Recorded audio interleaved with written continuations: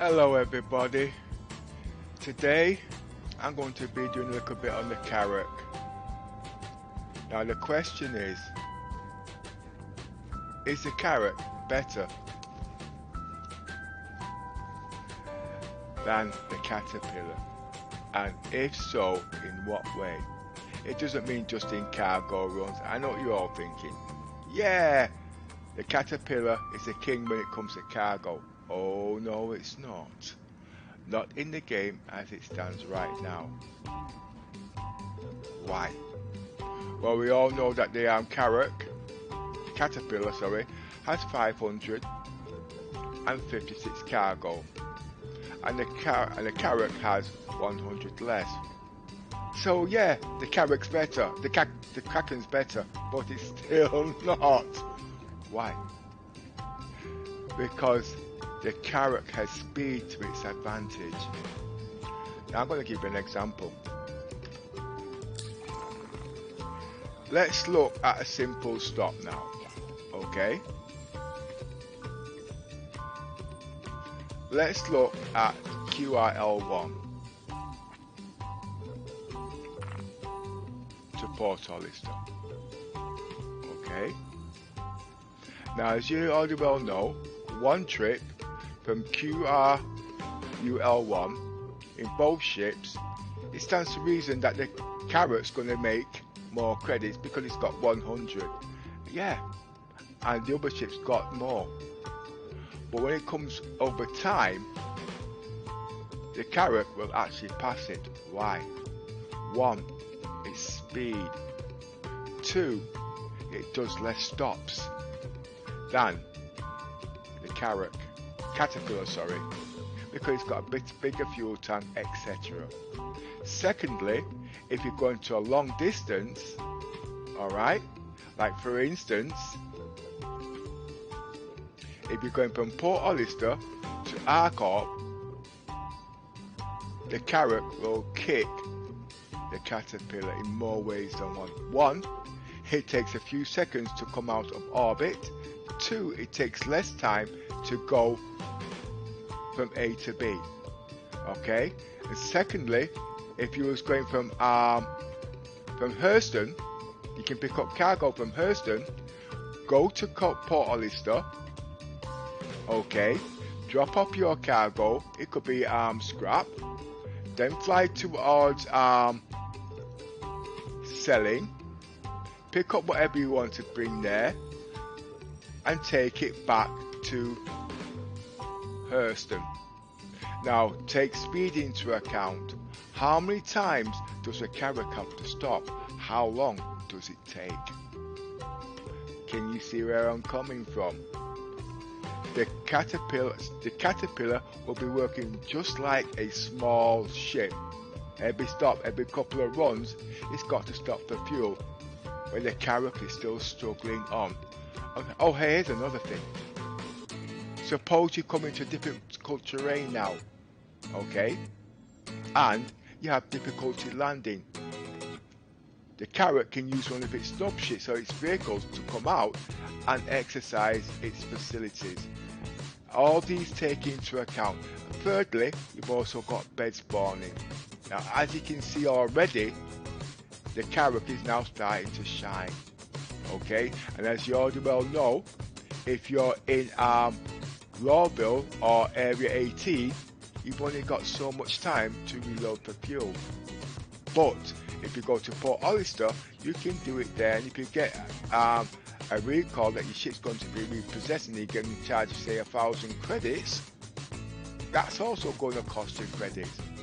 Okay, and now because you've got so much functionalities with the Carrack, it's also open to other avenues. Yes, we've got the same possibilities in the 890 jump, but as you know, we're not going to discuss that because obviously some of the things not working. So let's use a smaller ship, okay, in the same categories. Okay, we all know at the end of the day the Carrack can have the same components as the Caterpillar, but like I said, at the end of the day, when you start putting all these into factor, it makes sense. Basically, yeah, we can if you're going standard cargo units and whatnot, it becomes speed over distance over time. Okay, if you've got toys that can hold a lot of buckshots or a lot of rubbish or whatever you want to call it, and you've got the caterpillar, okay, that can hold tremendous amount. Sorry, if you've got the caterpillar that can hold a tremendous amount, but it's moving that slow, and you've got something like a very fast vehicle, as you know, it holds a heck of a lot. But anyway, let's see how much I can put into focus to see what you mean. I'm not going to take out the caterpillar today, but if I do, I will. I don't know how long I've got in timing to do all this. But let's go, for instance, I'm going to go back to Area 18, okay, and give you some ideas. If you'd like to post in the comments in YouTube, I'm all ears today, and I'll try and respond to much as I can. I won't be able to type back because in some cases it's a bit long, so if you actually listen out, I'll try and call your name out and answer some of your texts. But playing at the same time does take concentration, because this ship is a very big ship. It's a nice ship, and I'm liking it. There's things I'm still trying to work out in there because it's still basic, and it's difficult sometimes, you know what I mean? I hope to do some very good videos footage for the next 2 to 3 hours. Hi, thanks for coming in.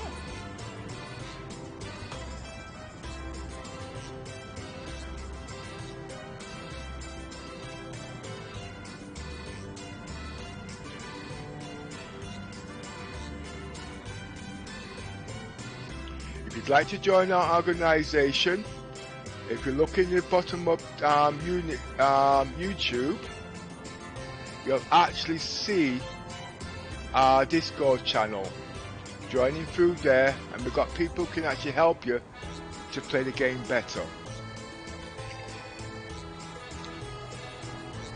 We do all sorts of different things, but at the moment it's a little difficult because I'm trying to play the game and commentate and everything to go at the same time. The game is a lot more stable now, okay? I might even show you on stream how to be able to play the game without crashing. I've been playing now for about 5 days in this actually, and I think I've only crashed twice.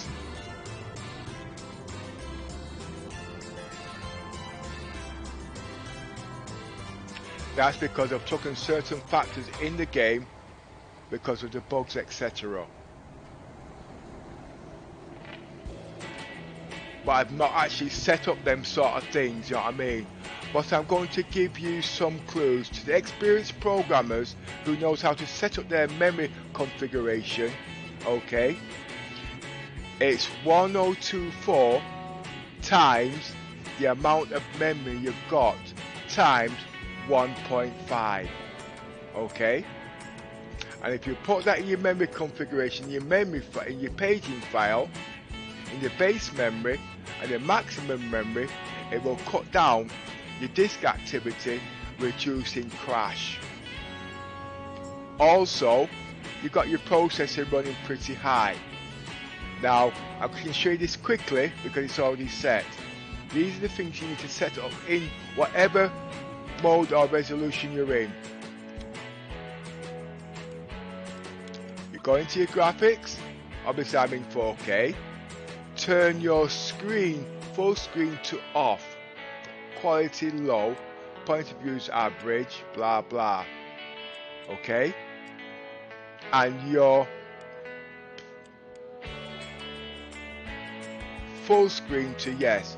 Make sure this is on yes and that's on no. And if when you look into your memory, all these starts coming down, which actually helps at the end of the day. As you can see, I've got a pretty powerful rig and my setting is pretty good. But then you're going to have to go into your paging files, your memory configuration, and change that. Now to change that, the formula is whatever your memory is, right, you times that by 1024. So if you've got 16 gigs of RAM, it's 1024 times 16 times 1.5. If you've got 32k of RAM, it's 1024 times 32 gigs of RAM times 1.5. If you've got 64k of RAM, it's 1024 times 64. And in my case, as you can see, I've got 125 gigs of RAM. So in my case, it would be 1024 times 125 gigs times 1.5. And you put that in the place where you put your paging file. Okay? I could go and try and find it, but it'll take me a little bit of time. And I know if I started the subject, I should actually go and do it. Now, what that does, it stops your disk from thrashing, causing errors and overheating. This is where your problem is. If you've got SSD or whatnot, it's best to cut down the disk access activities, and this is where it's all about. I will be doing another video on this with more details, but I'm just speaking on the fly. And it'll also cut down your GPU, your CPU and your disk, the three main things you need in the game. It also will help with the internet access too.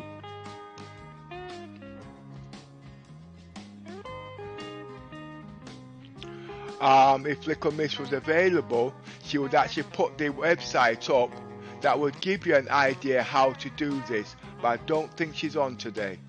If she is, she'll stick it, well, like I said anyway.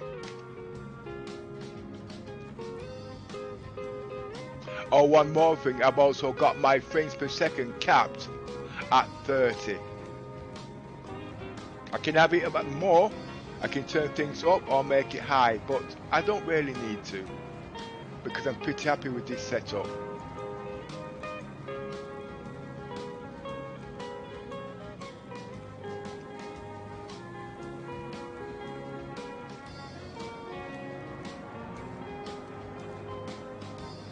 I'm at a truck stop which I'm not very familiar with today. I'm also waiting for my Whirlpool setup to come. I've actually invested in £1,700 worth of Whirlpool, and that's to do with joysticks, throttle control and foot control. And I'm also using Tobii eye tracking for head mouse movements. I've been working on those setups for the last few months now, and it's getting better. I just can't wait to put the whole lot into action. And I'm also using voice activation too.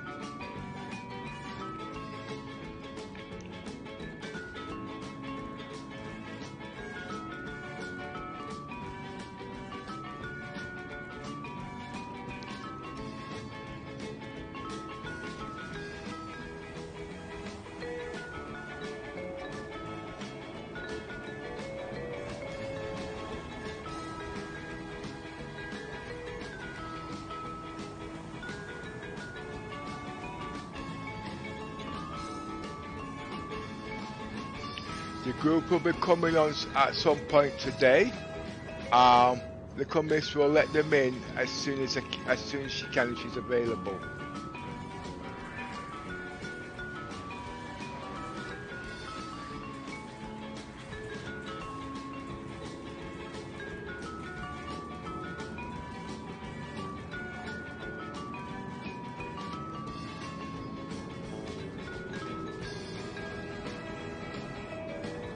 Actually, I'm at a truck stop that I'm not familiar with, you see.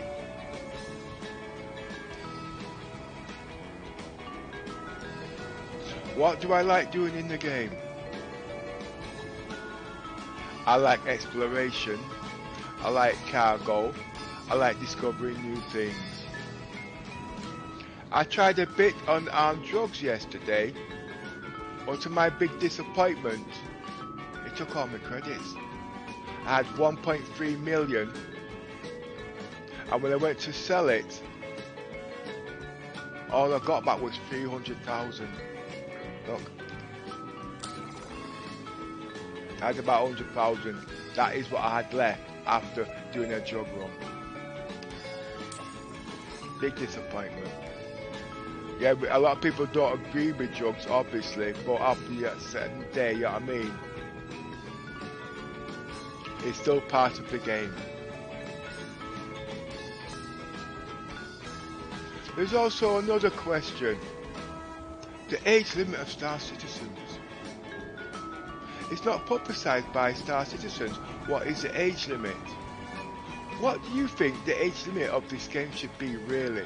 Remember, it's got a lot of things in to take into account, and a big difficulty, as you know, in different parts of the world, the age limits and age restrictions are different. In the UK, it's roughly about 18. Some parts 21, some parts even as low as 14, 16. But for this level of game, and what is going on it, with all the violence and whatnot, what would you say would be the age limit of this game? The reason why I'm asking this is because we hit a topic on this in Spectrum a few weeks back, and it was very difficult to specify. You know what I mean? Because of people's understanding and belief, which is understandable at the end of the day. You know what I mean? I believe it should be for all ages, but there are certain things coming into the game which is not acceptable to the younger generation when it comes to violence, if you're trying to make the world into a civilized occupation. Any comments? I would love to hear it in YouTube. Me, I've got the Carrack, which I'm in today. I think it should be a family ship for all ages, and it can be used in a peaceful atmosphere. But then again, at the end of the day, you've got the violence level. Yes, the game is still in development and things can change. You'll notice, I've not got a gun on because I'm in a bad area yesterday, but I don't usually travel with a weapon because I know how to play the game, so I'm not in that environment. But that's a sniper rifle actually, okay? That caused problems yesterday because of my skill and my skill level and the training that I've been doing. But I like to pretend I can't use things, you see. As you can see, I'm still looking for the way out.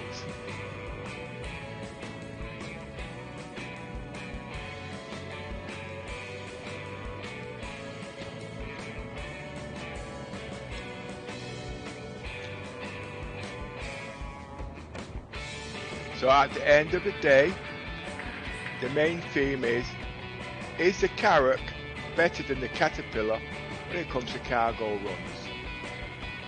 I'd like to hear your theories. Just type it in the YouTube there and voice your opinions.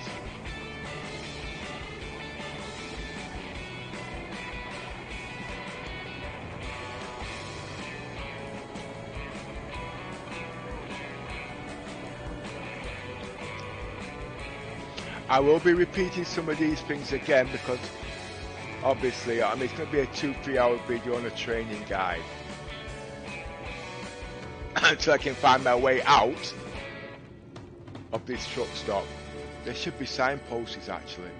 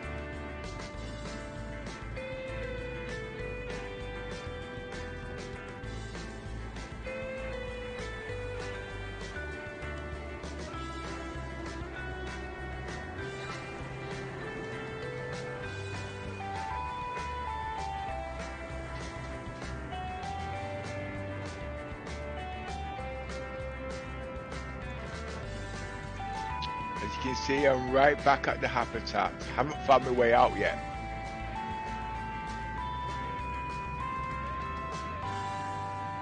You see, all truck stops, they're all different, you see. So if you don't know which truck stop you're in from the night before, as you can see, you've got problems.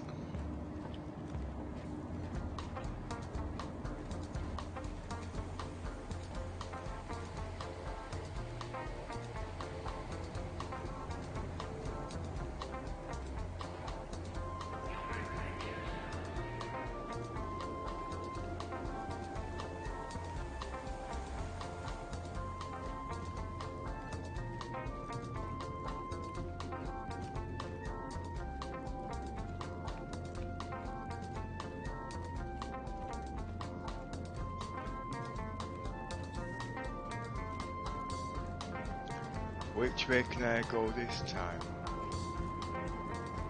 We've been that way, but we haven't been this way.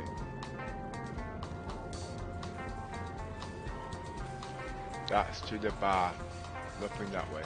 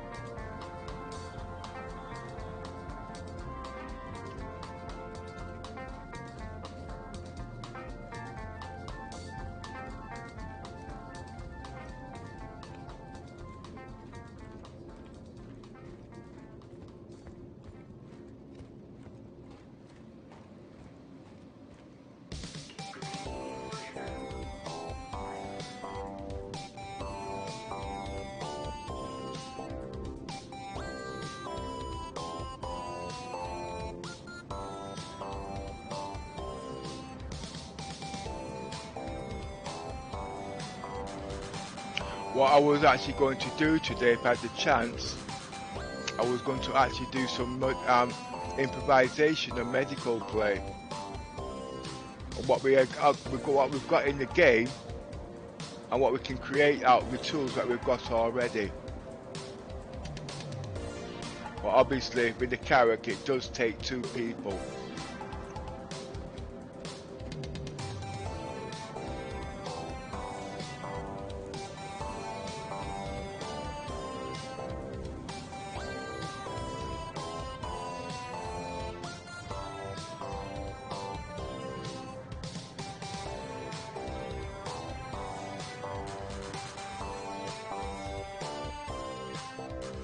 I'm actually looking for medical clothing too, actually.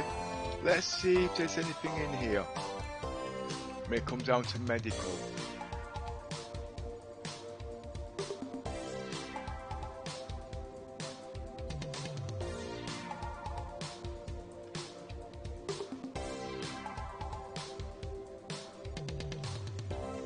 I presume when it comes to medical, it's alright.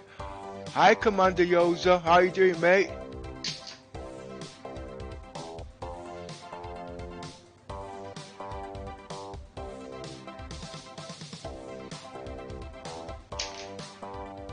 The Carrack and the Caterpillar has only one common usage, and that's cargo, of which the cat has the upper hand in relation. Well, I'll go back through again on that there, Commander Yoza. Actually, I tell you what, I think I'll do that right. No, just let me just have a quick look in there and I'll answer that question.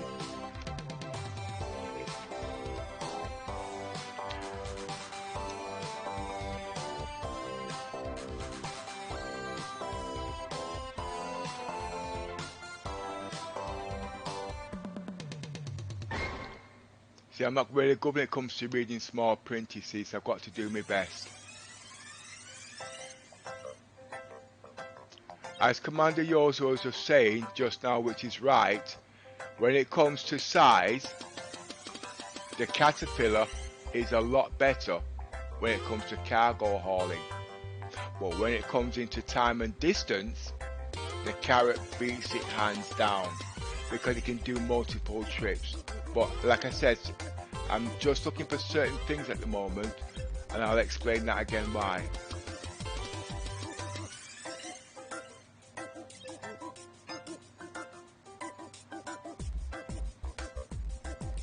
Right, I can't find nothing at the truck stop, and I'm not even out of here yet. Okay, we're going to use truck stop CUL1 going back to Port Hollister. Okay, the easy one that everybody's used to. Okay, as you already well know, the Caterpillar has 560 odd. I'm not going to go for the exact size, but I think you know where I'm coming from. The Caterpillar has 560 cargo space, okay? And the Carrack has 450 cargo space. It's 100 less. Now, if it was one trip from Port Hollister to CRUL1, as you already well know, the Caterpillar beats it hands down. But when it comes over time and distance, the Carrack has speed over the Caterpillar, okay? And that means it doesn't have to stop as frequent as the Caterpillar, using the example of a small ship. Okay, let's take the distance over a longer distance. Now let's just suppose both ships are at Lawville, okay, at Hurston. They both have to come out of the atmosphere. As you already well know, the Carrack will come out a lot quicker, okay? And because it can come out a lot quicker, it's halfway down to Port Hollister. Within the time it's still coming out. Yes, they both got the same jump drive, okay? But the Caterpillar is 25% faster when it comes to the thrusters. There's one characteristic. Second characteristic is, as I said before, you have to keep refilling the Caterpillar, and usually it's usually after a return trip, depending on what components you're using. That's taking up time. So for instance, if the two ships was going from Lawville to Port Hollister, and then from Port Hollister to say Selling, and then back to Lawville, you can guarantee the Caterpillar has to refuel. Okay, why? Because it's only got 100 cargo. It's only got the fuel capacity of 1100, where the Carrack has a fuel capacity of 44 plus its speed. So automatically there, you have 25% more, and you can do more runs.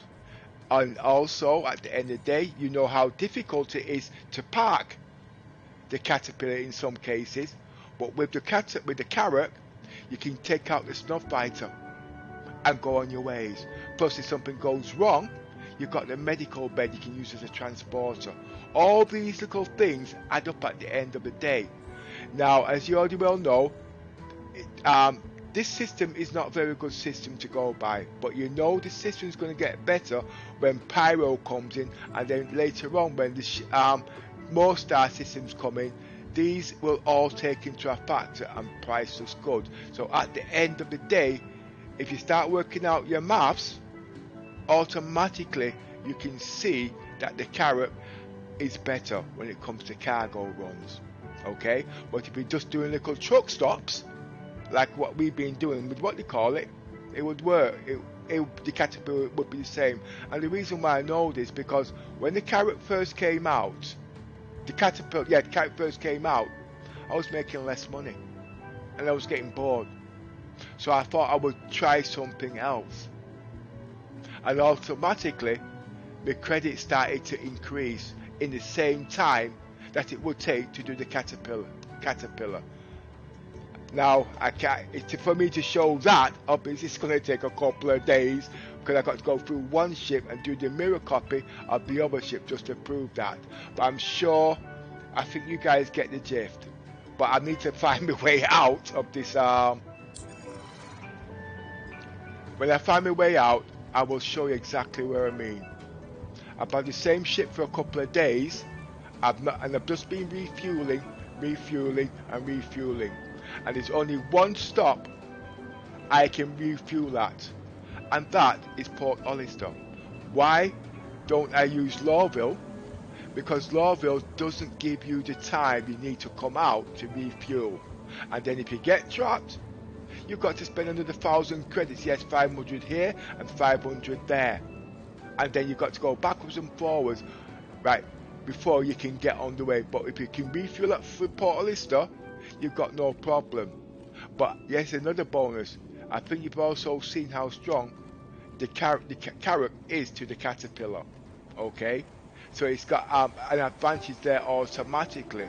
Why? Because not all the guns are in the game yet where the caterpillar can actually properly defend itself. Not because it can fire back, because as we already well know, the Carrack's drones are not working, and you need another player in the ship for its defense when it comes to the guns. But when it comes to hull integrity, okay, it's a lot stronger. Now people say, well, the armor's not in game yet, so it doesn't matter. But the ship has got hit points because of the components. Okay, you must take that into account.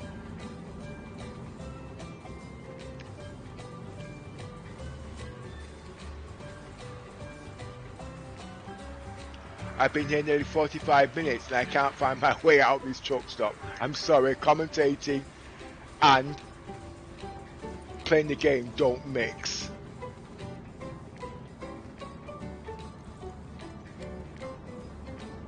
I've been up here once already. But you know something, I'm gonna run. I know up here's a dead end because I've been here already.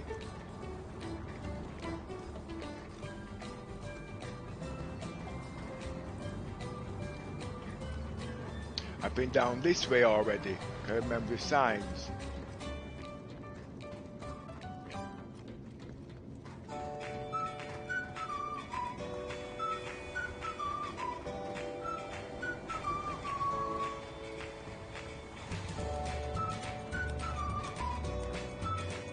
Back to the habitat. Dead end. Right. No way down that way.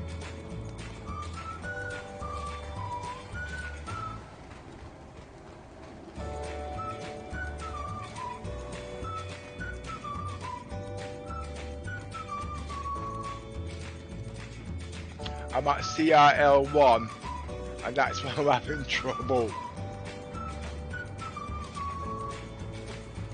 Dead end.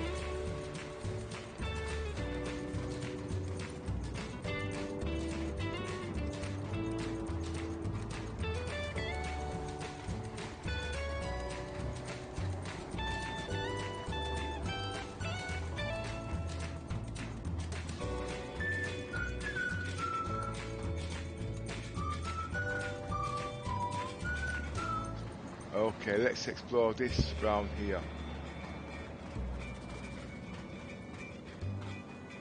It's got another floor.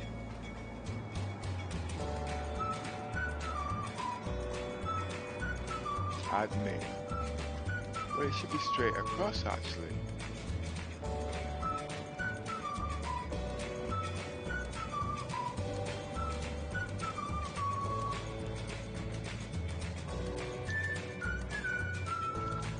Right.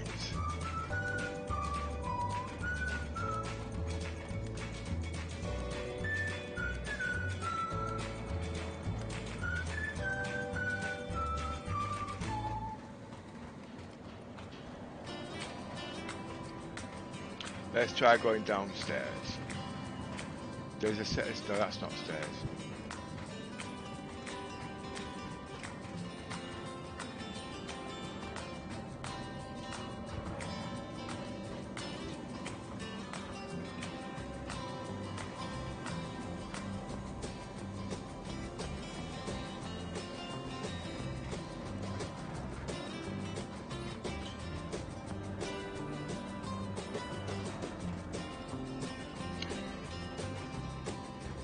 I found it at last. Right, okay.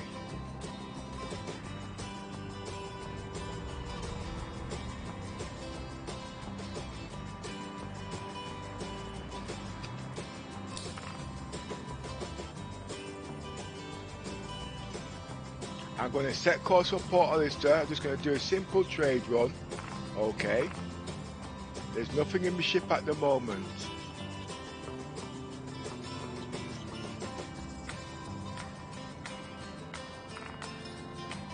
I don't really know what the state of my ship is from last night.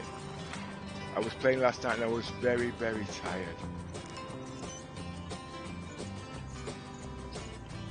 I won't try to repair anything or do anything here because, like I said, you don't get the time. And this is where you start losing time when things go wrong.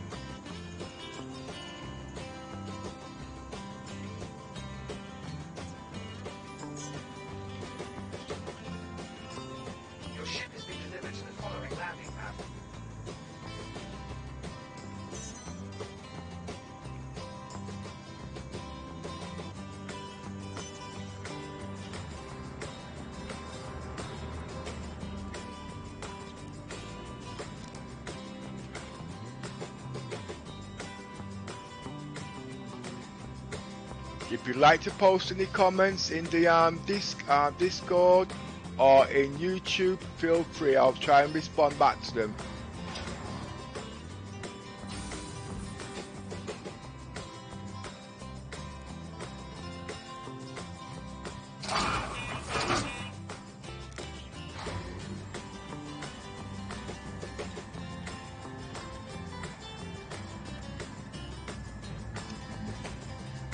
At my age, with small texts, my eyes are not that good.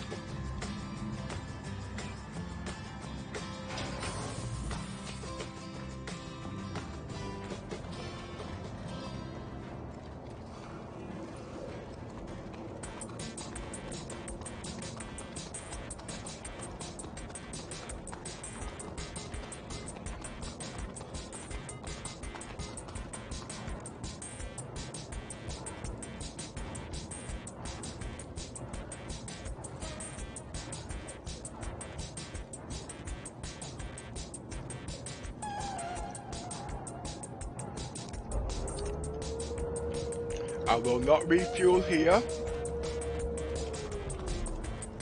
and I will not repair my ship here either.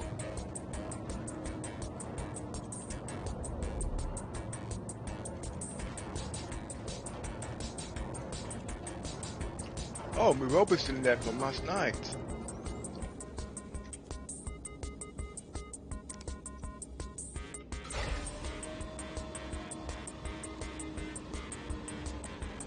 I have to report to sick bay for a fitness check. Just in case something goes wrong.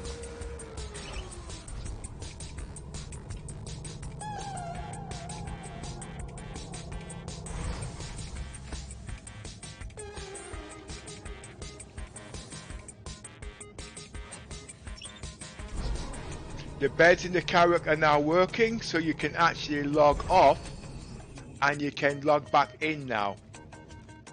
Reporting to sick bay.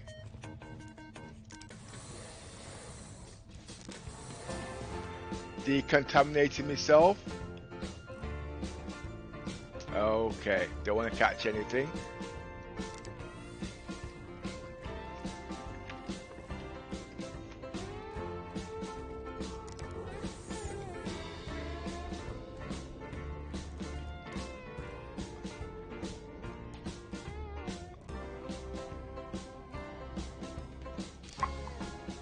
You can set your ICU there, as you can see. Okay, easier than jumping in the bed, and use the bed for treatment if you're injured.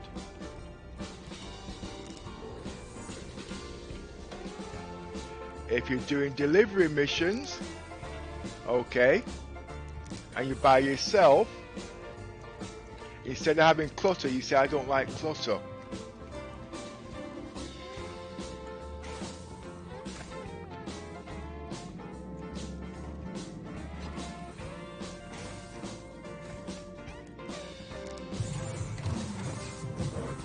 Store your cargo boxes in there.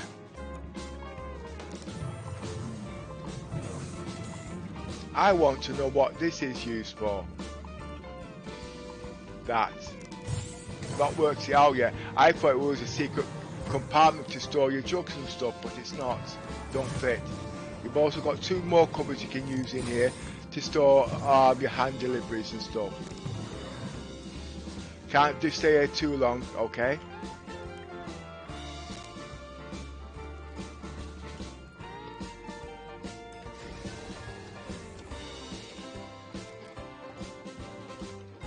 Activate systems. Activate star map. All systems online.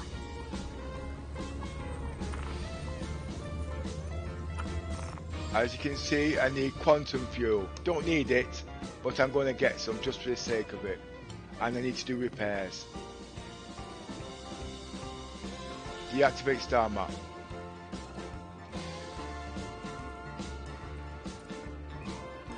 Deactivate star map.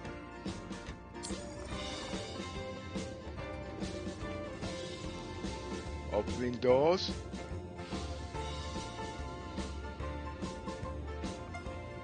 You are ready to launch.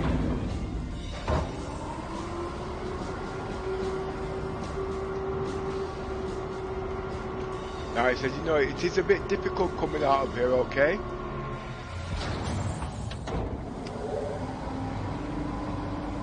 So take it real slow.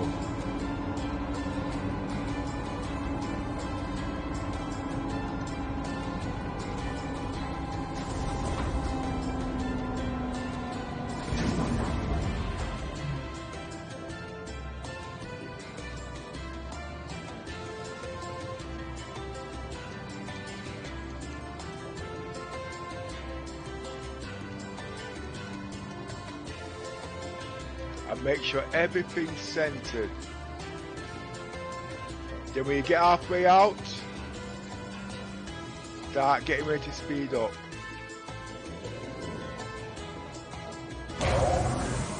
As you see the door start to close, if you get trapped, you've had it.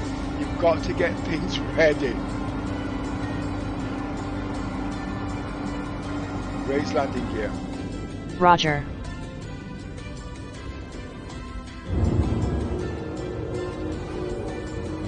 Point of interest.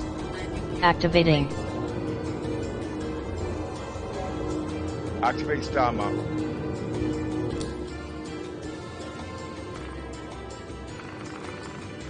Well, already, because of where I am, I've got to recalculate my route.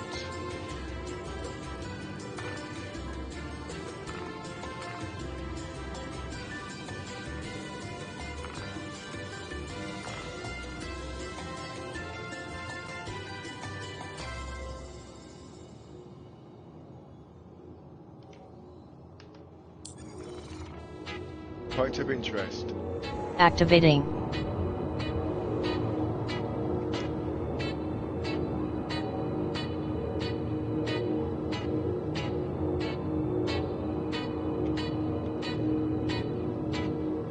Activate jump point.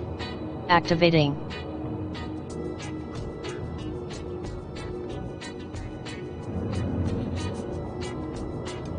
Activate jump point.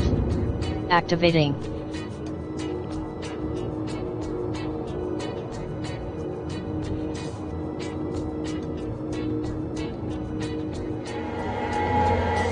Point of interest. Activating.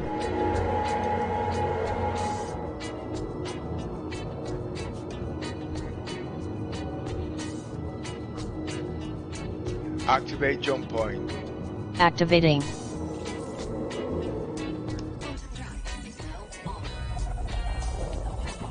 Remember, the top speed of the Carrack is after burning speed is 1,200, and the Carrack, the Caterpillar, is 1,000.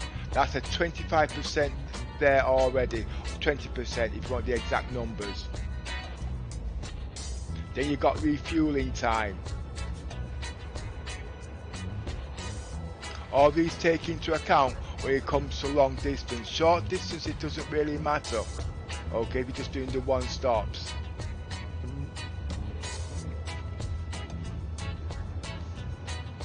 But then you've got to learn about your components, etc.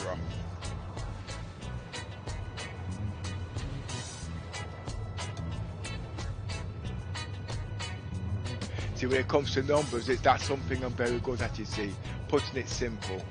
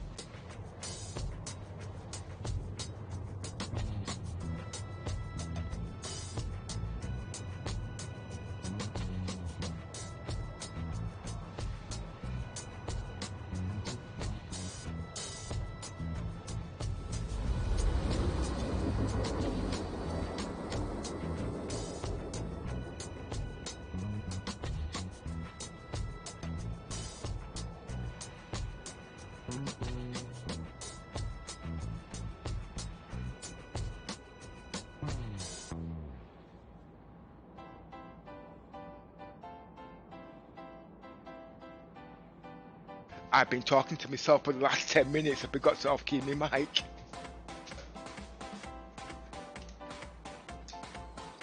I don't know how much I've said, but I will be repeating it over and over again. So let's get on and do as much as we can. Look at the cooling down time. And I've not even set my components on this run actually, which I forgot. And I do need it for Port Olister because Port Olister is a dangerous place. And because I haven't set my power levels, etc. Point of interest. Oh, Activating. Activate star map.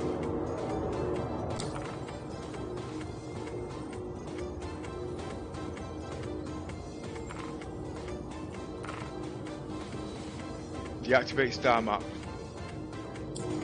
Right, already. Star map. Activate star map. You see, as you can see already, there is a calculation error. Okay, they sent me all the way back to Stanton and then back to Port Olister, and I can tell that because of the distance. So I'm going to scrub that. Okay, and recalculate manually.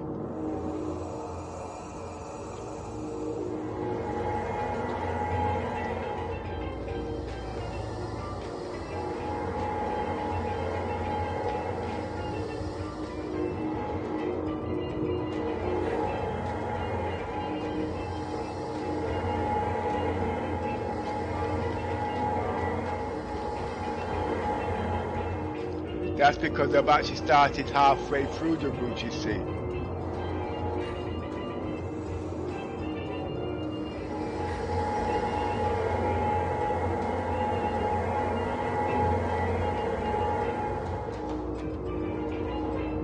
And if you look carefully, you're looking on chart plotting, you'll actually see I'm actually on the other side of the planet.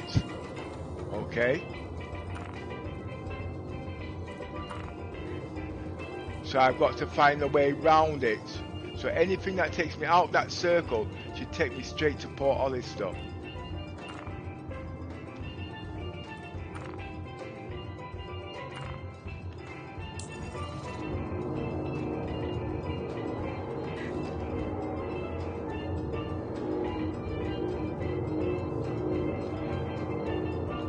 Activate jump point.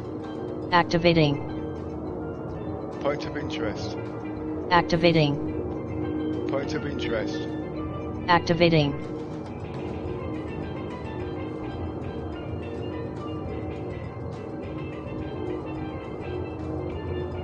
Activate jump point. Activating.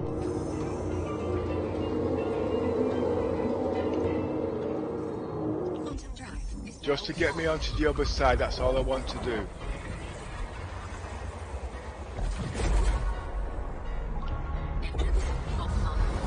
Activate star map. Now I can calculate if I'm on the other side. No, I didn't jump far enough. Let's see if I can jump straight to there. Yes, I can jump straight to there.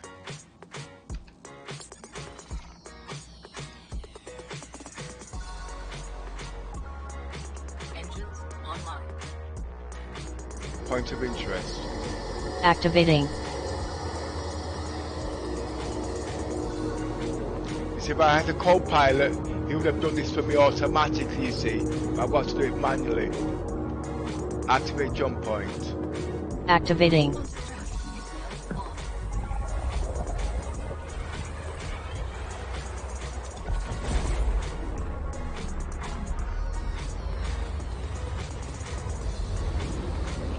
Engines offline.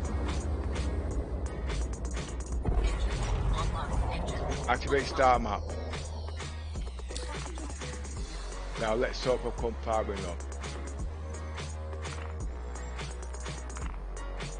Okay, as you can see automatically I cut down on my fuel reserves. Point of interest. Activating. online. Point of interest. Activating.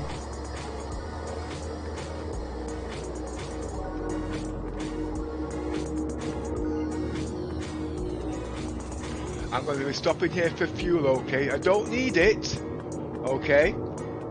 But that's what I'm going to be doing. Activate jump point. Activating. Quantum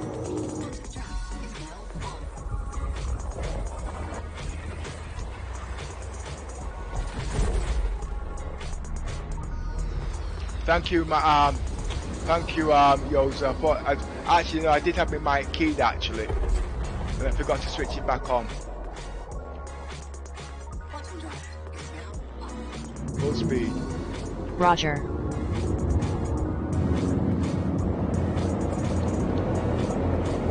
Activate autopilot. Roger.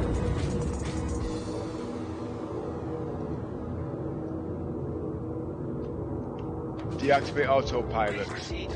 Roger.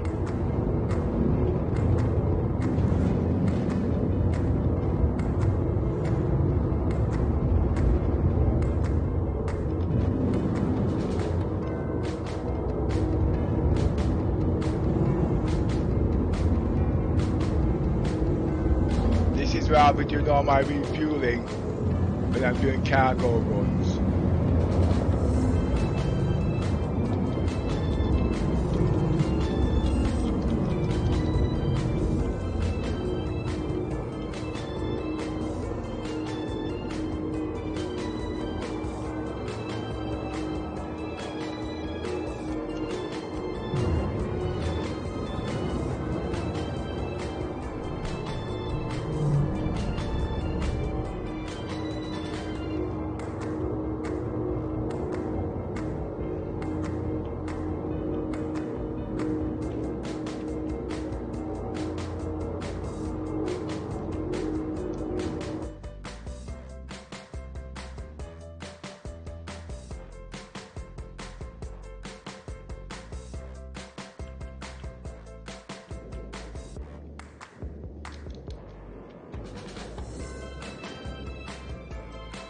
You'll notice my landing gear still up because these are little technical problems we've got in the game at the moment.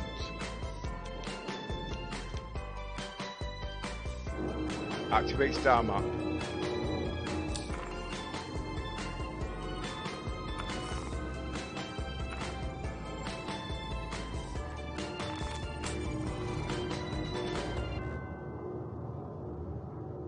Activate star map.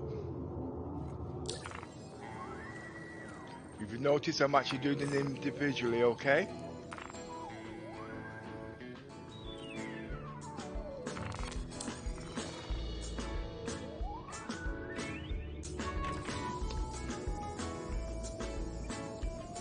Now, while I'm here, you can see the ship's refueling.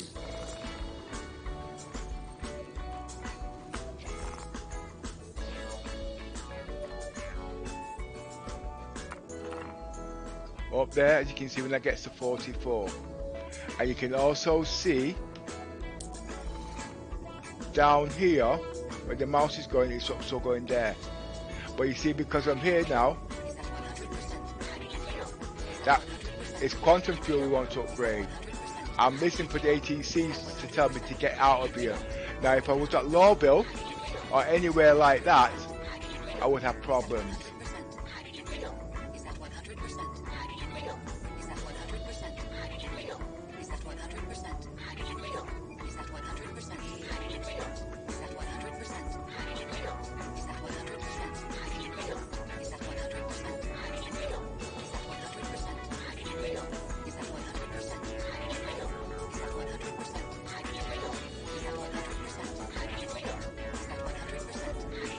I could take time to set all these while I'm at it, while I'm waiting. My logistics officer will be actually doing things like this.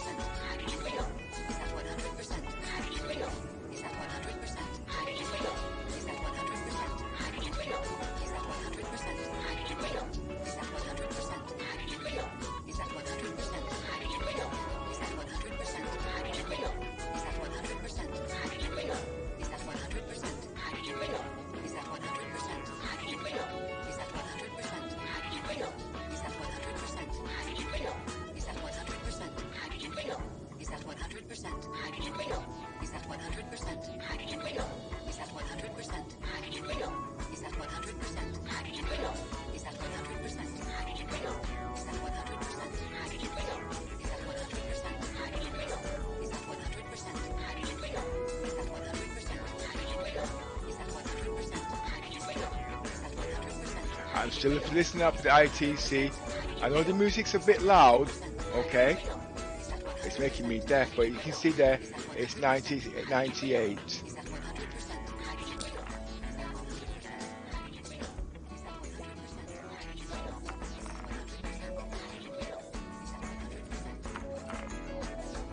And it's actually full. Now, as you can see, I can come out. Now, while my fuel's being filled, I should have actually set other things, but there was no problems. But I could have even took time to even put scrap in there at the same time.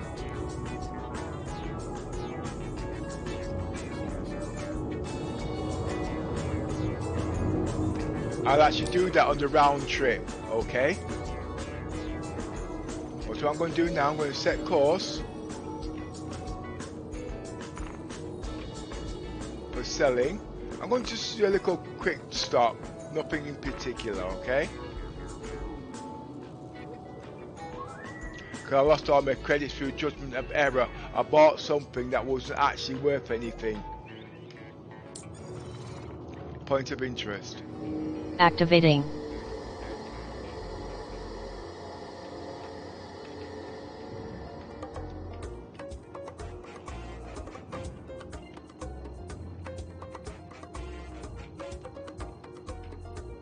Activate jump drive. Activating.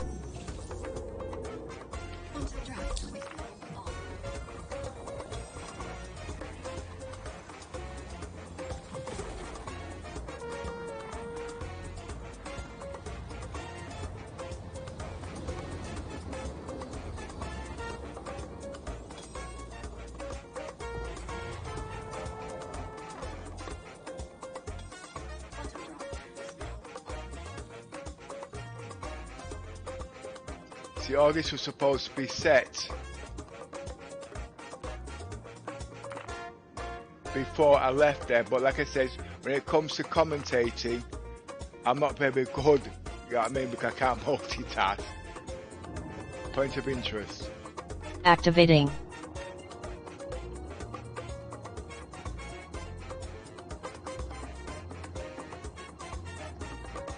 Activate jump drive.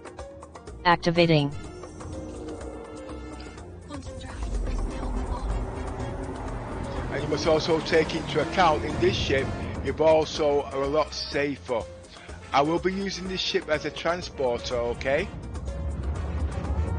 If I have to. Basically, I won't be taking the Rover out, and I won't be spending time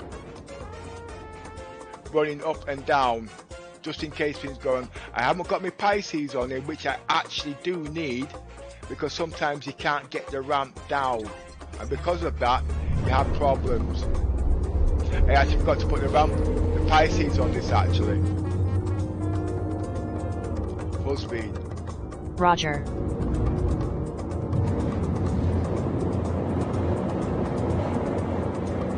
Point of interest. Activating. Now, if you notice one thing, the acceleration time on this was very quick. That's something the Caterpillar doesn't have. So there's an advantage already. Okay, the Caterpillar is fast. Okay, the Caterpillar is fast and it's quick, but it's not faster than the Carrack. I'm not going top speed because I said I'm not good at multitasking, okay?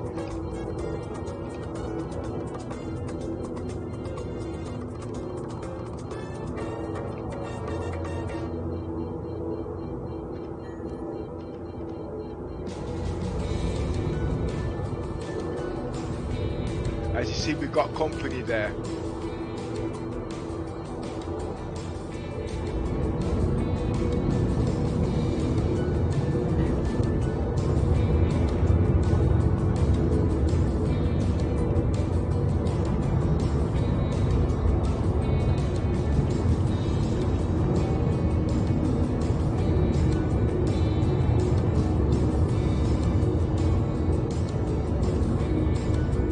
Speed 5 clicks. Roger. Point of interest. Activating. Lower landing gear. Roger. Oh, we've got another Carrack.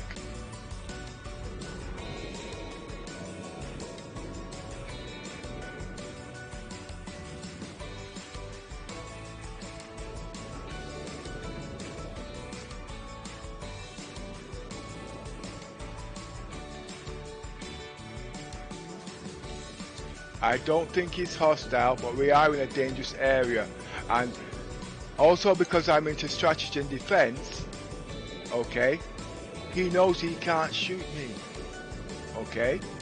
Why? Because if he shoots me, we'll get a crime stat, okay? If he gets a crime stat, he's denied access to certain places. Now that all depends on his understanding of the game. Okay.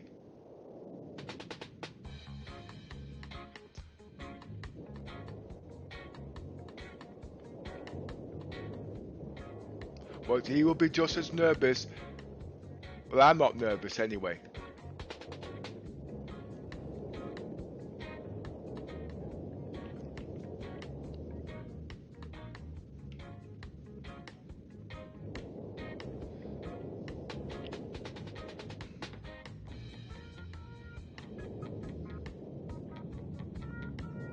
We do have a problem with lighting on this ship at the moment.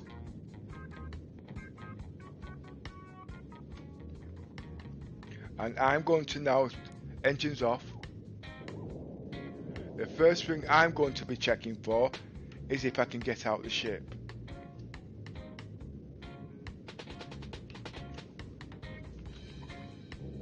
Well, I can get back in, I can use the medical bay, but I don't really want to.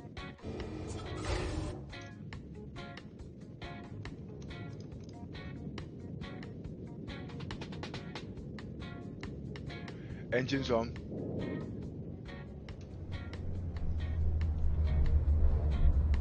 Engines on.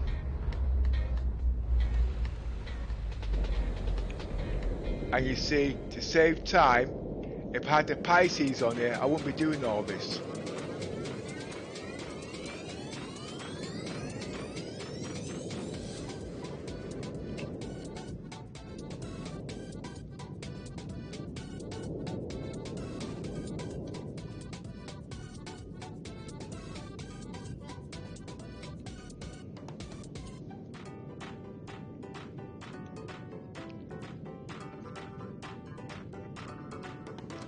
what I'm going to do, I'm going to hitch up the back legs on the rock to bring the nose down.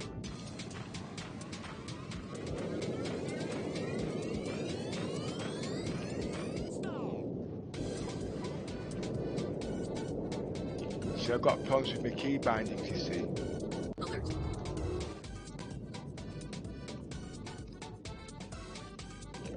Pity I didn't have my Pisces on here.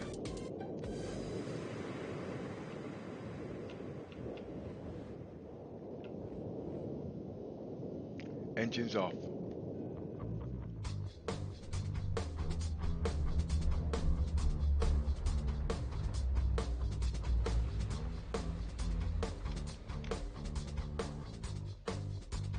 Okay, now if you can see, I actually put one of the legs on the rock, so to change the balance of the ramp. But obviously, the rover, if I want to take the rover off now, it wouldn't take off. But now what I'm going to do, I'm going to close the ship. Okay.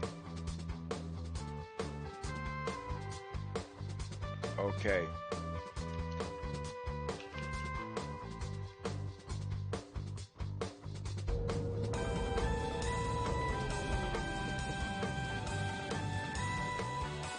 My biggest fear is if he's got anybody, no, at the end of the day, he's there to make cargo credits. He's an explorer. And the game's a lot more civilized than what it used to be.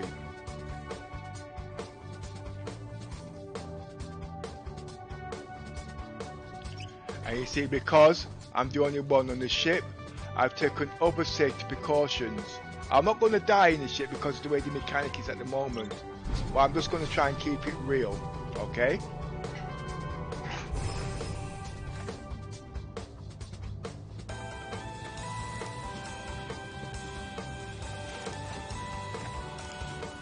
There'll be nothing here actually because the Carrack's got the same capacity as this.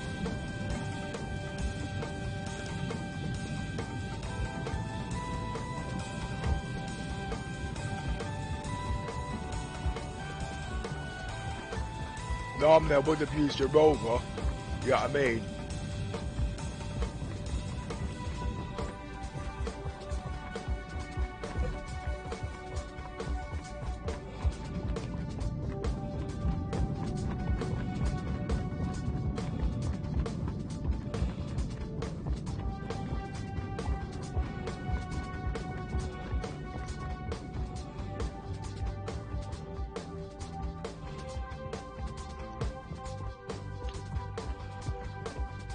You'll know if he's inside, because if he's outside, if he's not in there, the doors will open automatically.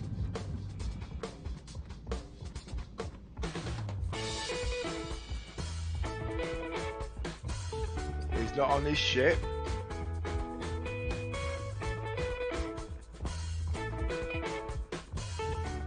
He's not in there.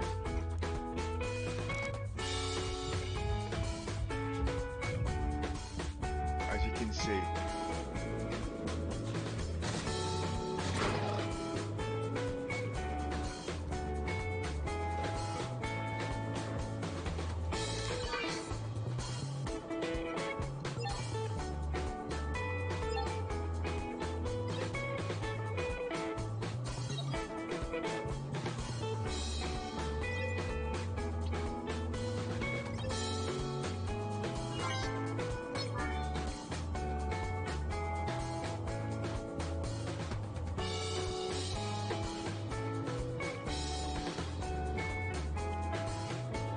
Now, like I said, when it comes to speed, I could materialize in the ship. Okay? That's an advantage you have not got on the Carrack.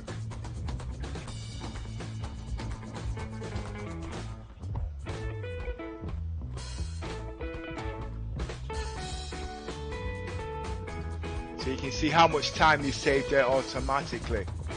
But I'm hoping in the future they'll do materialize, energizing like they do in Star Trek. But I'm just going to keep it sweet for now. But I think you guys get the idea where we're coming from. Okay? Remember, it's all about time, distance at the end of the day.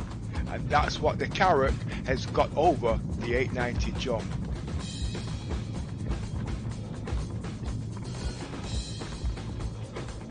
But for all this to take place, you have to do it within a certain distance, 500 meters. Before they had it a bit more than that, I wasn't happy, you see. But this is perfectly decent.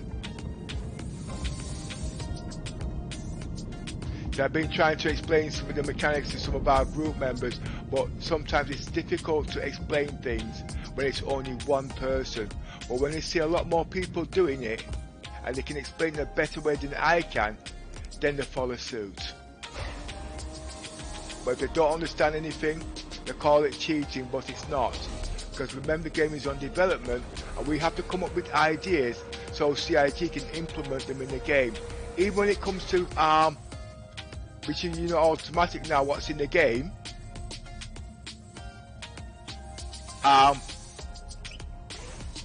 Medical.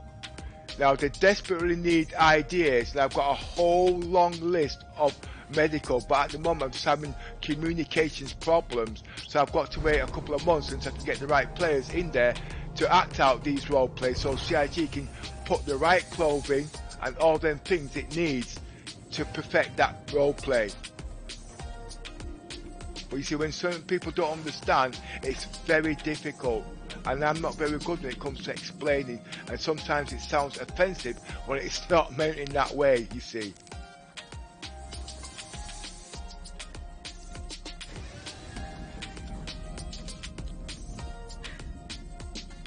Activate star map.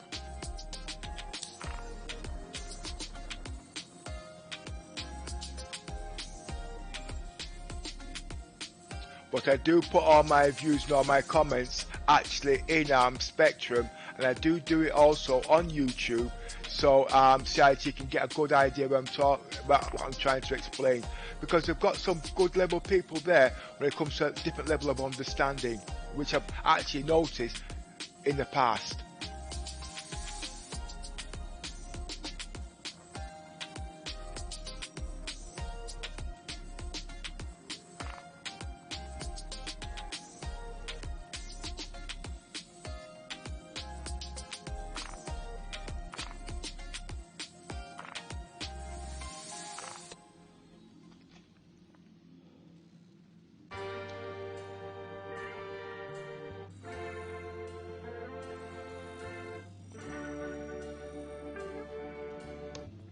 Now look at the fuel level. As you know, you couldn't do that in the Caterpillar. Okay, remember how many times you would have to stop and how long it would take to refuel. Engines on. Engines online. Full speed. Roger. Raise landing gear. Roger.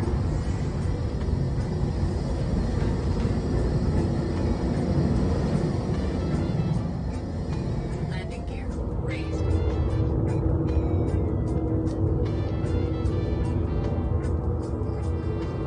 I don't really need to do different jump points because I'm practically on top of it. I could do if I wanted to, but I don't really need to. I'm at 5,000 feet there now, and that is actually the clearing point.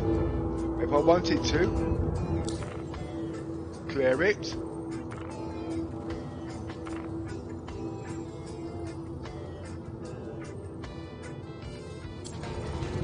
find another jump point, point of interest. Point of interest. Activating.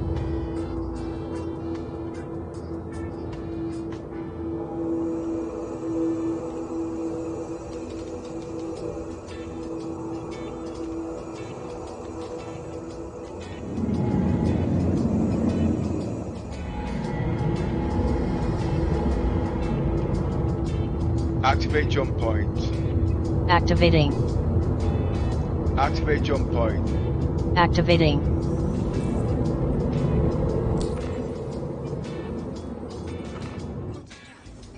And reset.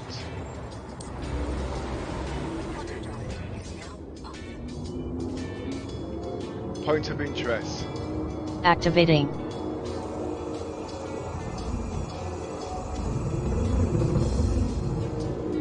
And this is why you need more than one people on the ship to do these things.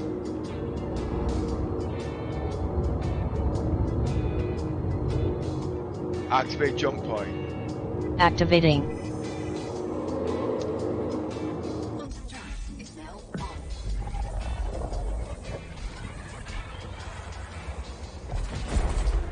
So if you'd like to join our Discord, we can show you all these things. We are looking for crew to do these things. We want security pilots, logistics officers, all sorts. Science engineers, drone operators. We have got players in there that can help you to do these things, but the more the better. And we've got all the ships in the game that you can care to even imagine, including the Javelin.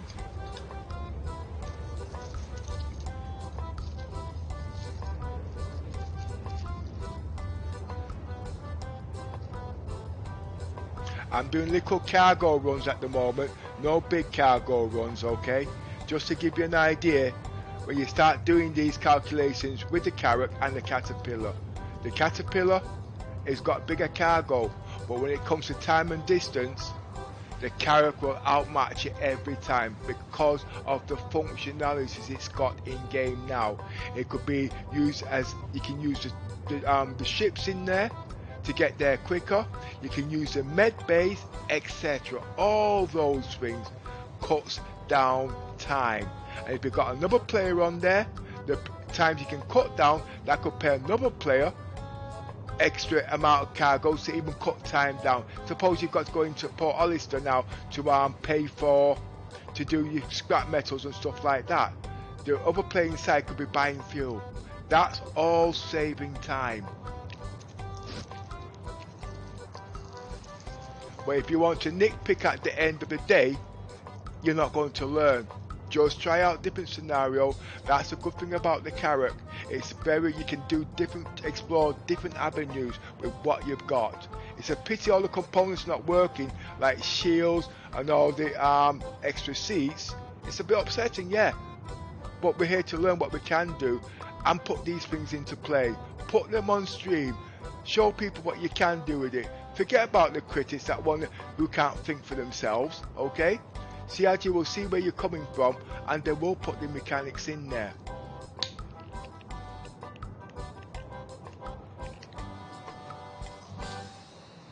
I'll do a couple, but I'm going to be here for a few hours yet anyway.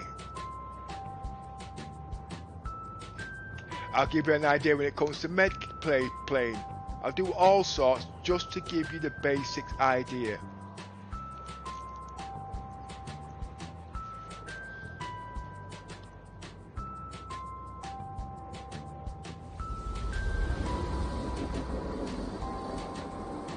Now when it comes to jump drive at this distance, the Carrack and the Caterpillar is identical because they've got the same jump drive capabilities, size 3. But when it comes to acceleration, this ship kicks. When it comes to top speed, this ship kicks. When it comes to other utilities like the Med Bay, Rover Bay and your Pisces, this is all advantages you've got over the Caterpillar. So at the end of the day, the farther you're going, the more you will make with the Caterpillar, the Carrack.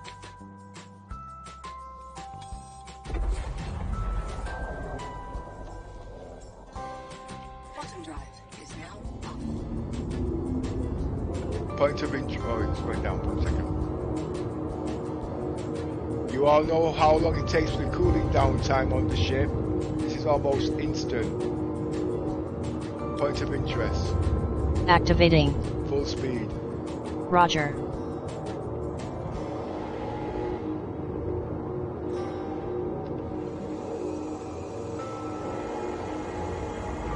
You see, I said I've had this all set, but you see, I'm commentating. Multitasking is not my strong point. Activate jump drive. Activating.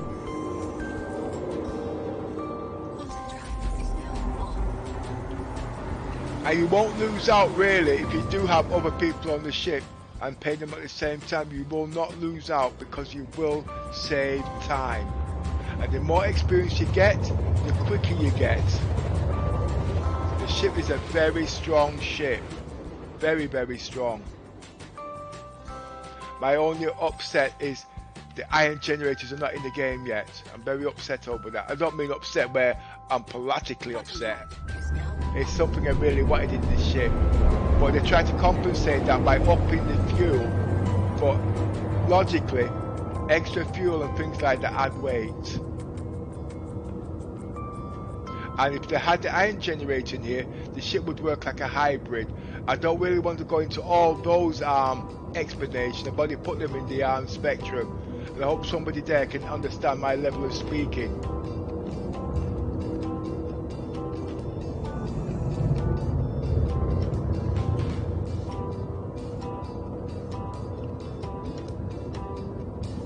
But sometimes it's very confusing. When I do get excited, I'm like everybody else. I speak very quick.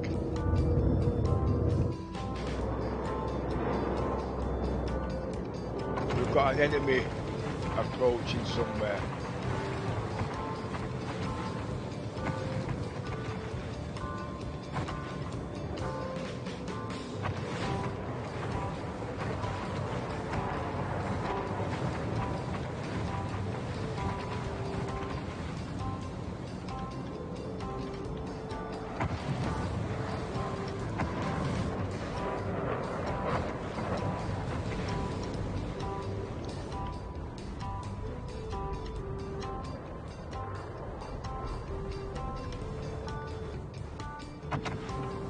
V5 clicks. Roger.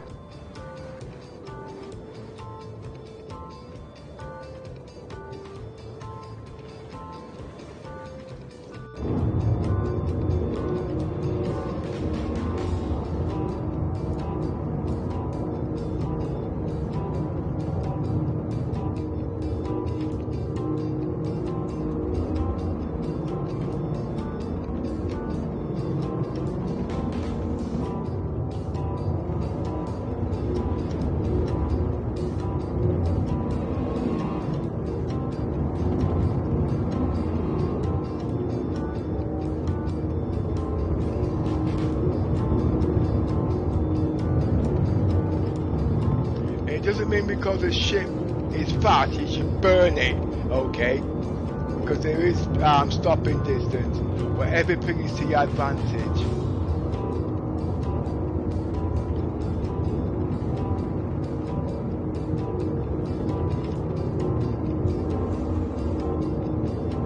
The keybinds are not set up properly for free look.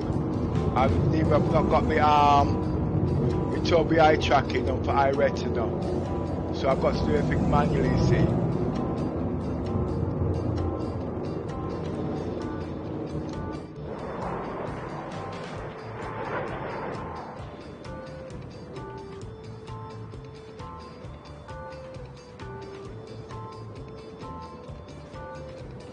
I haven't put my landing gear down because I want extra clearing because it's still very tight.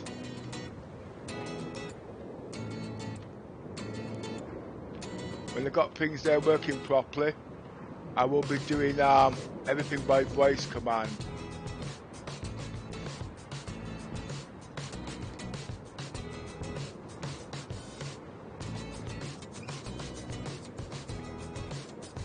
Lower landing gear.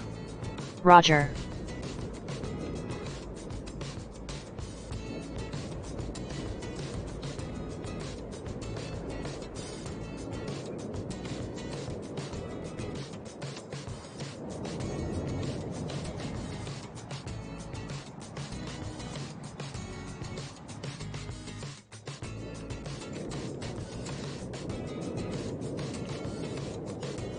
Engines off.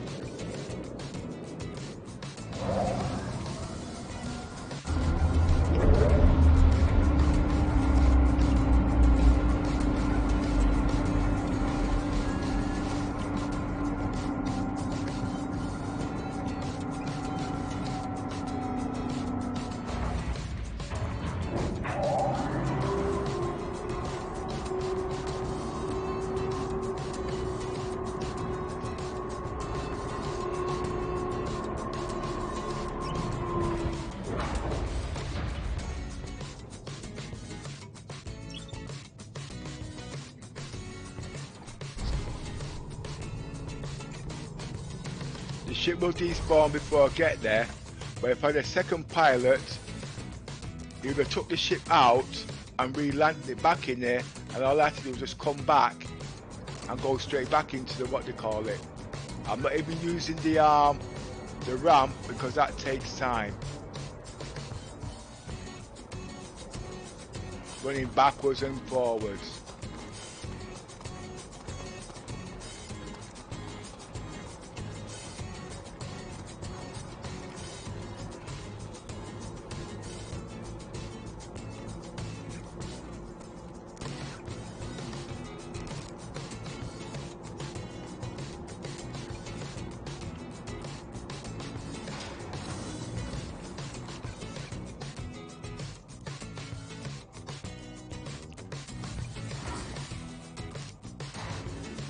The server's so stable now, I can do multiple runs back to back. But I won't take up cargo from Port Olister at the moment because I've not worked out the third link-up run for that just yet.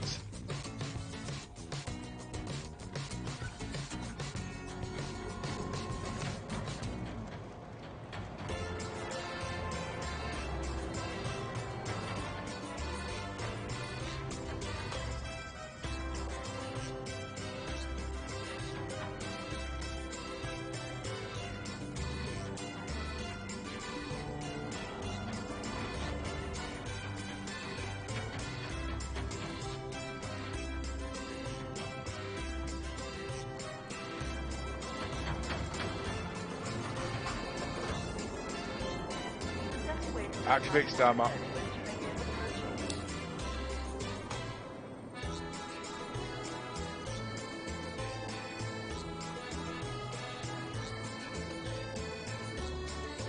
Now arriving. Stand by and let passengers disembark before boarding. Dangerous step.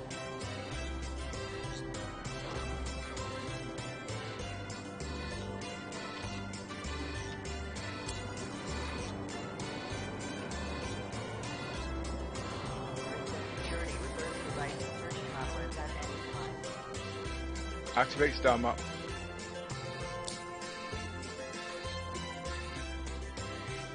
Now if you remember before, I had a lot of messing about with Port Olister, but because this is a direct route, I haven't got that problem now. So everything for me now is straightforward. Next stop, Central Station.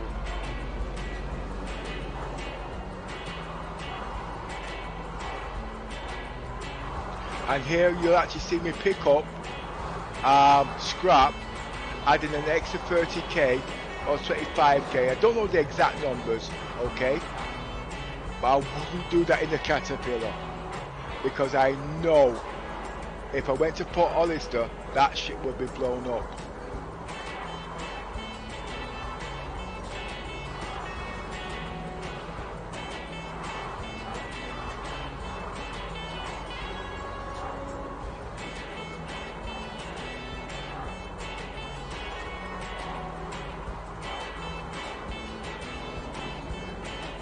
And when I get my credits back to a normal level, I'll go to a different location.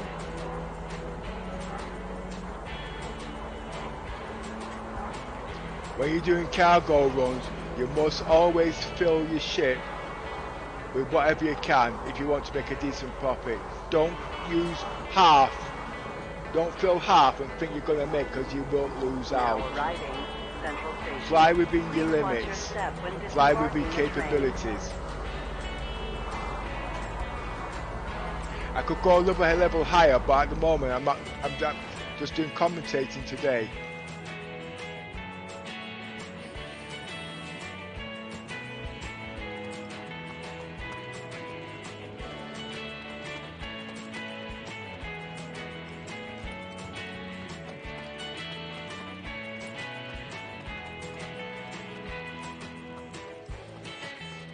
So at a basic level of this level, to increase your profitability, 2 players is okay.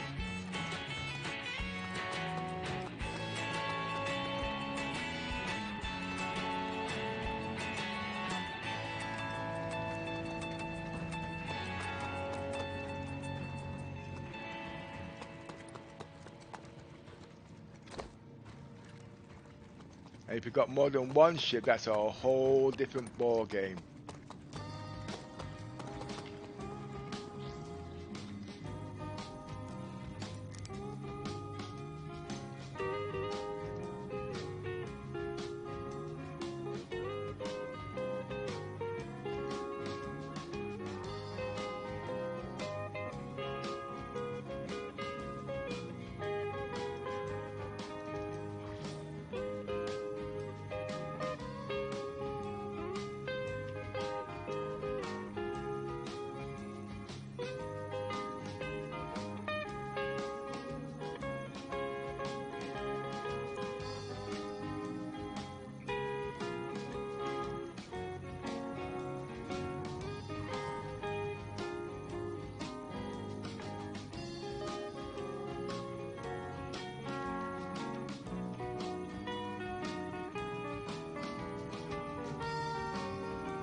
As you can see, I'm going to pick up scrap and I'm going to take it back to Port Hollister.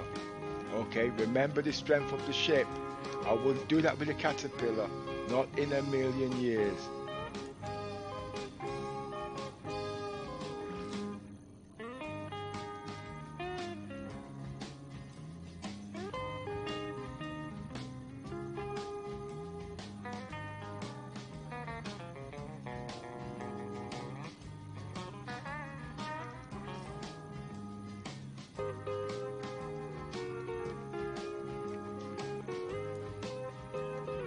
Right here alone, I've added 30,000 to that particular run.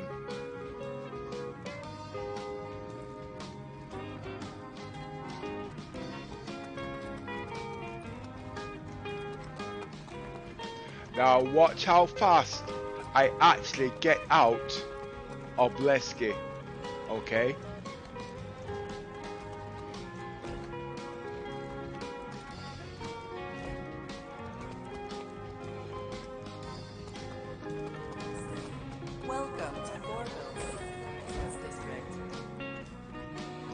And I'm doing multi-runs.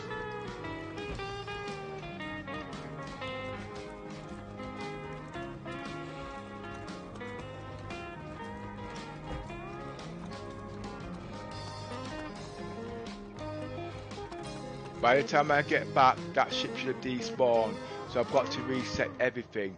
But while I'm on my way back, I will be resetting things to make the ship a little bit stronger.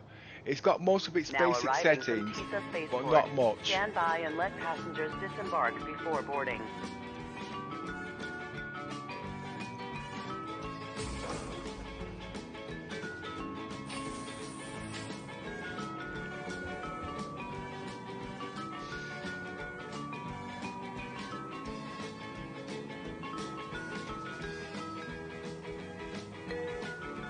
I hope it recalls itself back to by the time I get there.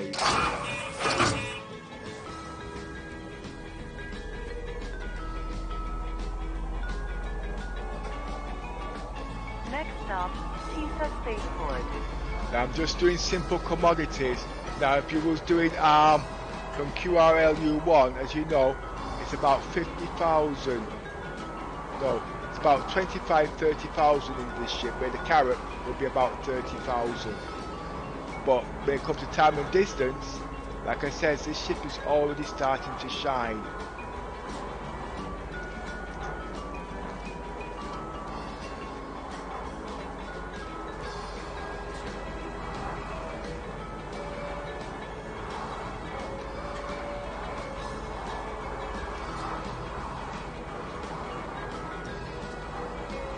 Okay, the ship is now despawned. Well, it will despawn.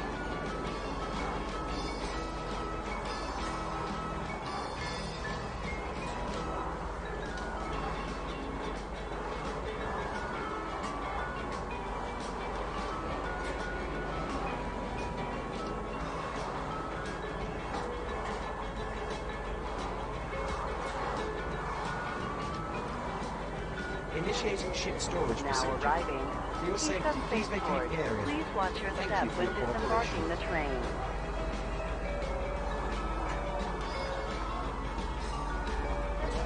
Platform S when train approaching.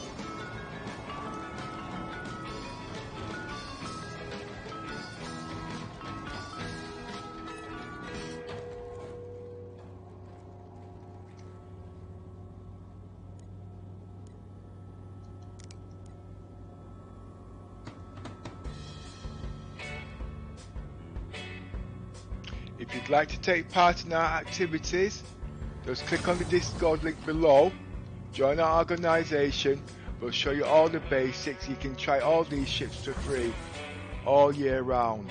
And you know something? I think I've forgotten which yeah,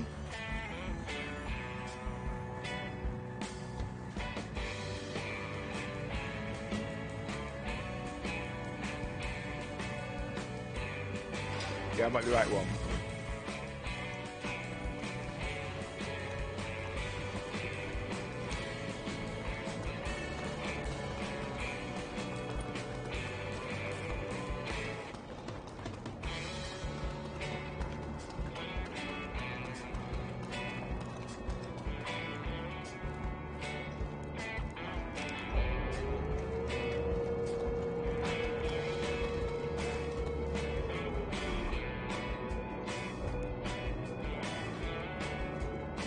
I'm just using selling as an example. There are better places than that, okay? But that's just an example.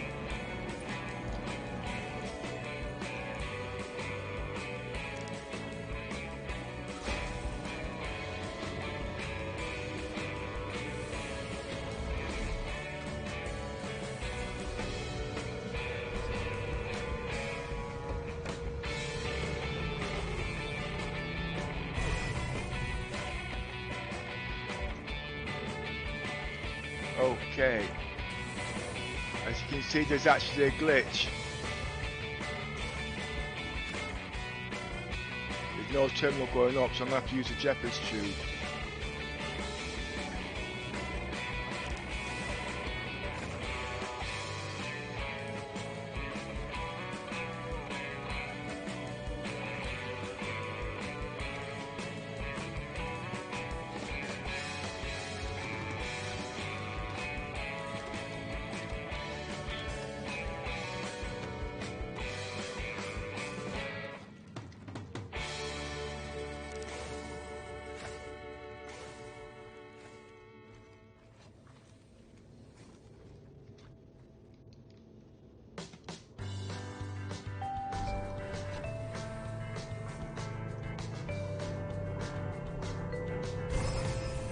Still a problem.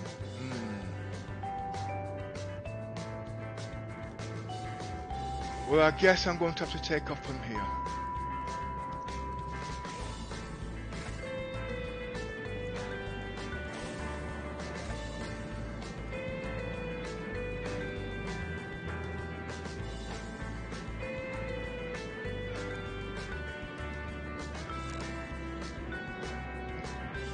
Activate systems.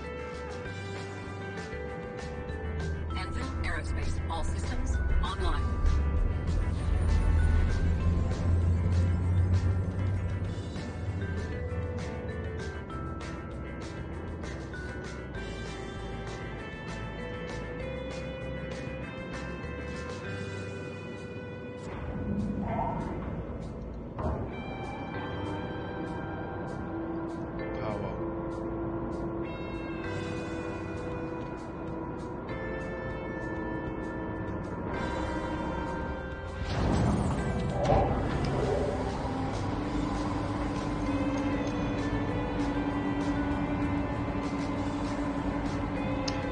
Clicks. Roger.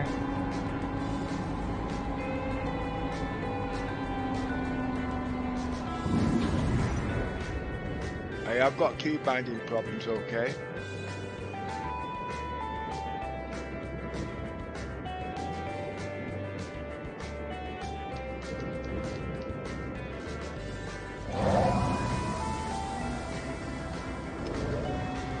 Watch the speed how this comes out. Raise landing gear. Roger. Activate star map. Landing gear raised.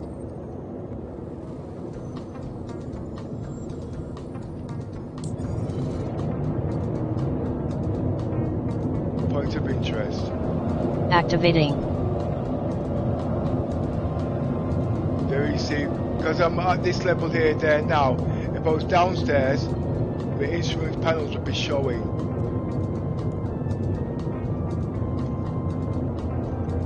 So I'm going to have to judge this now.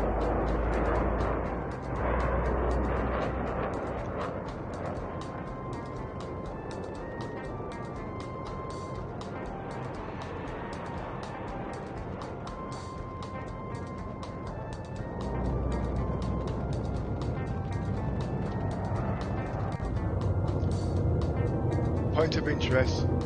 Activating.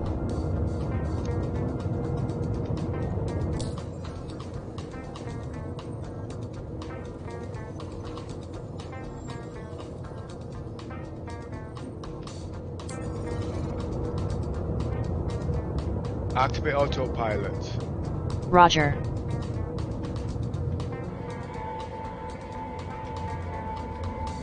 Deactivate autopilot. Roger. Point of interest. Activating.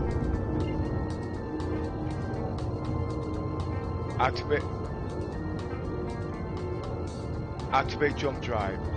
Activating. Sorry, I couldn't show you the figures on there because as you can see I'm on a different level.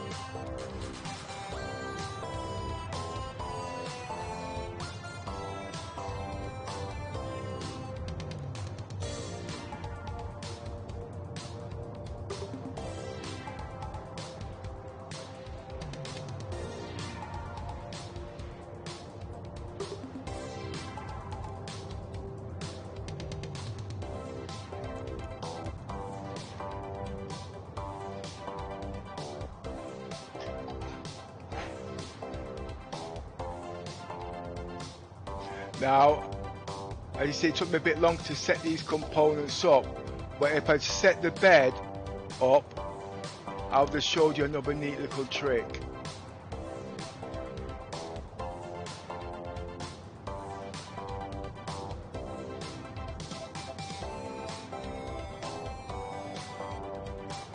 But I'm going to see if I can still do this.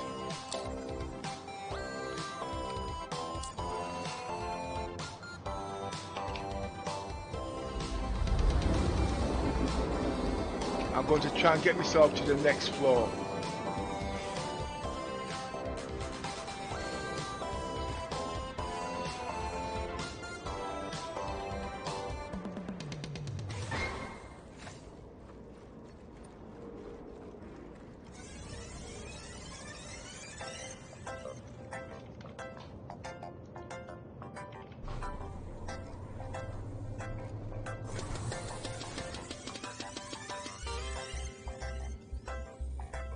None of the lifts are working.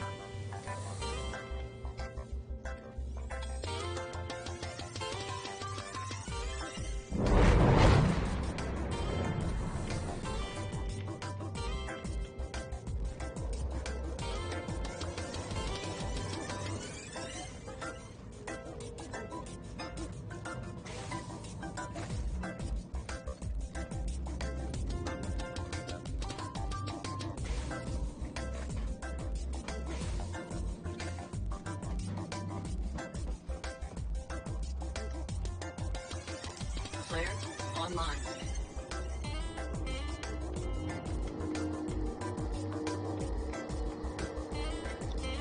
Point of interest. Activating.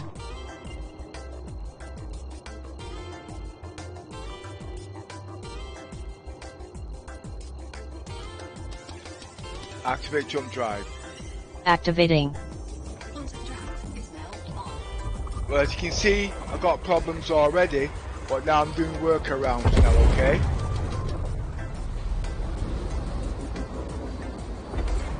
And my biggest problem is getting off the ship.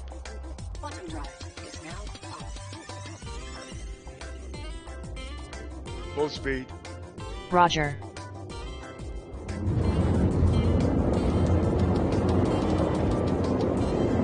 Activate autopilot. Roger.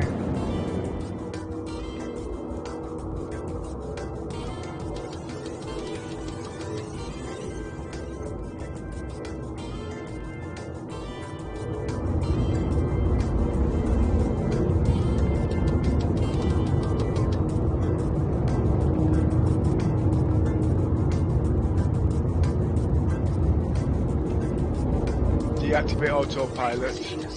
Roger. Speed 5 clicks. Roger.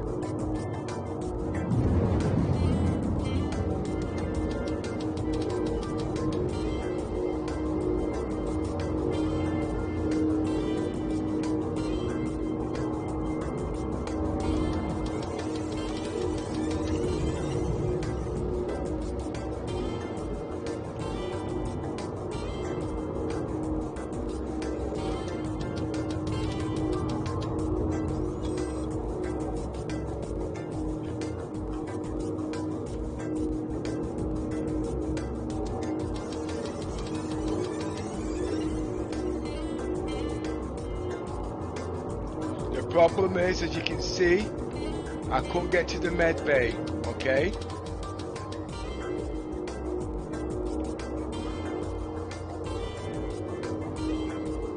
So now I'm doing workarounds.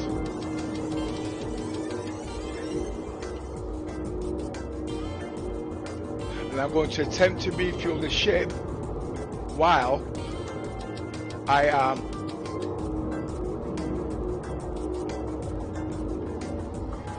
going inside.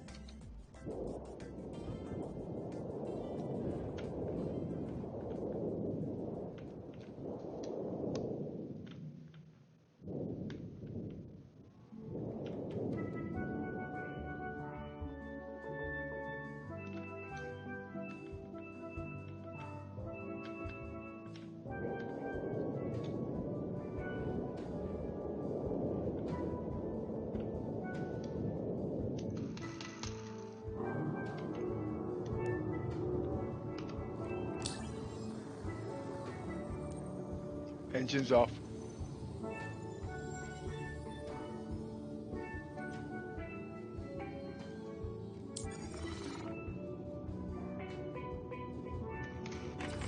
Engines off. Engines offline.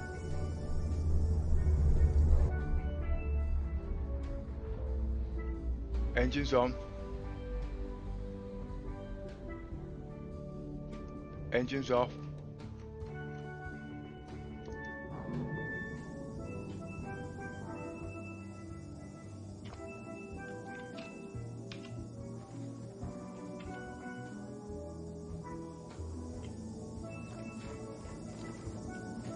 You can still hear the fuel being done in the background, and I have got problems with the ship.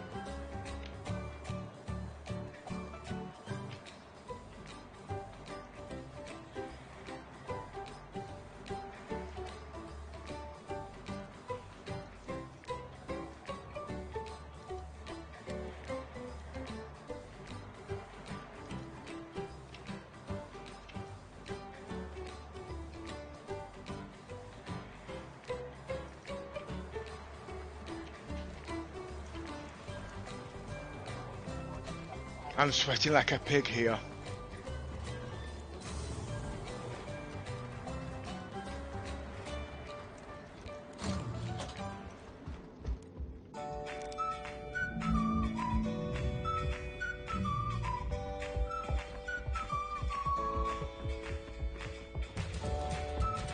I just thought my nose is down, I didn't check. Ah.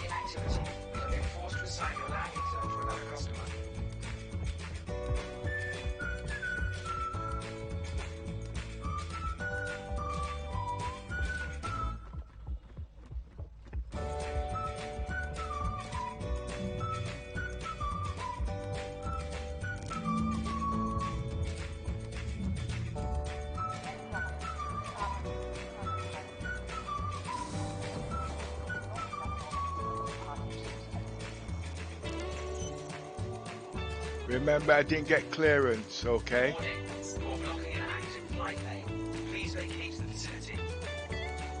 Unfortunately, our automated system. I don't believe that.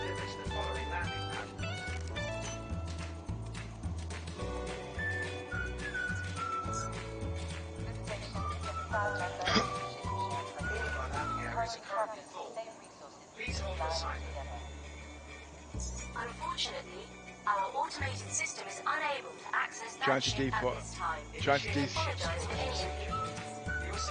Please try again later, or select a different ship. Unfortunately, our automated system is unable to access that. It won't despawn the ship. Well, next time I won't do it that way, but as you can see, the ship was refueled. I just about ran out of time. I should just have been that little bit quicker. As you notice, there was a couple of problems. I've now got to pay me fine now. I could have got back on it actually, you know. So I got a parking violation. Now to do that, you have to come here first. Okay. Pay your fine.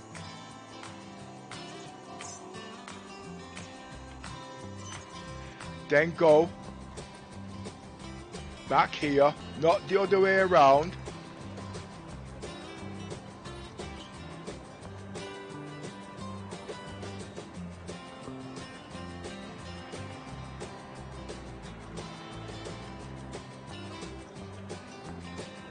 I haven't got a fine. Oh, okay. That's unusual.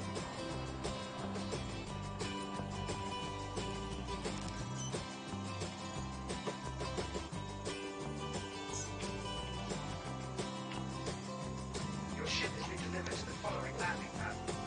There's so many bug workarounds. As you get better, you'll be able to work around them same way.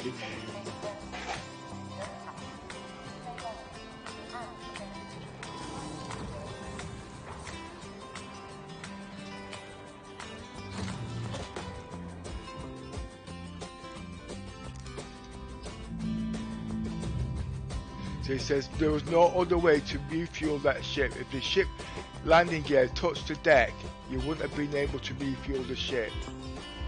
Now, is it worth that 500?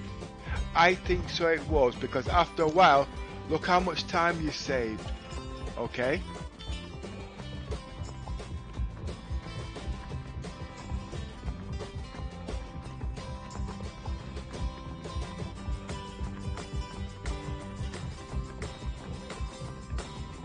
A lot of messing around, but these are what you call workarounds. And then at the end, you've got to work out, is it profitable, yes or no? But that all depends on your understanding of the game and the level of your play. Don't expect people to be able to play at this level, okay? Because it takes time to learn. I spend a lot of hours in this game, sometimes 20 hours a day.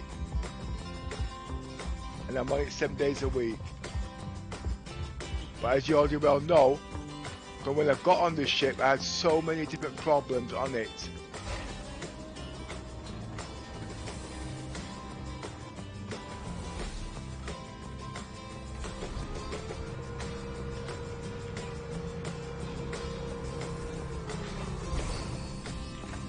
As you can see, Everything's back to normal now.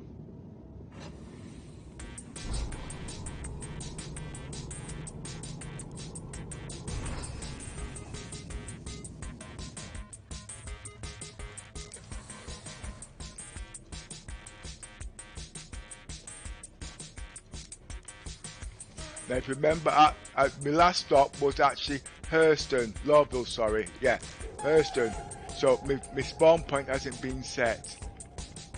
Every time you get off the ship, what they call it, you've got to reset it.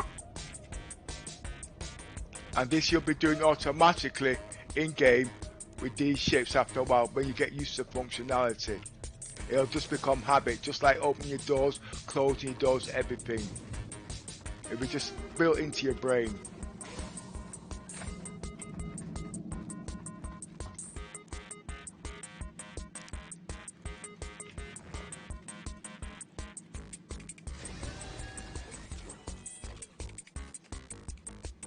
Activate systems.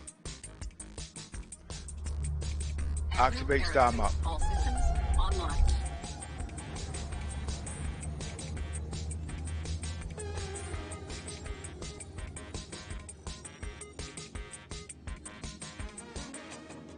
I went to the wrong place.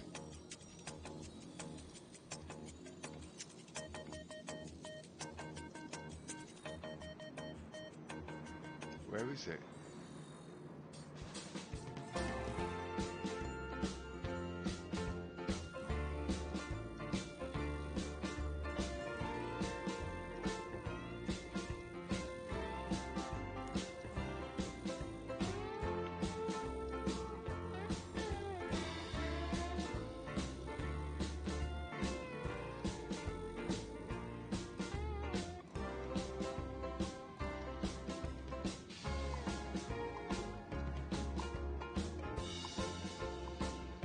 Now just if you're curious about the fuel, as you can see, quantum fuel's full.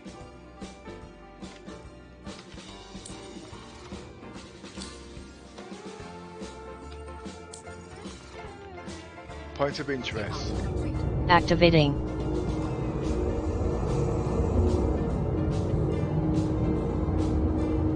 Thank you. Release to you. Activate jump drive. Activating.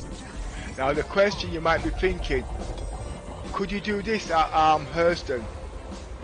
The same tactics I've just pulled there just now. Try it and see. Remember, you don't know until you try it. I've done a couple of new things today, and you wouldn't even know it because it seems like it's just routine when I'm doing it. Bottom drive is now on. Point of interest.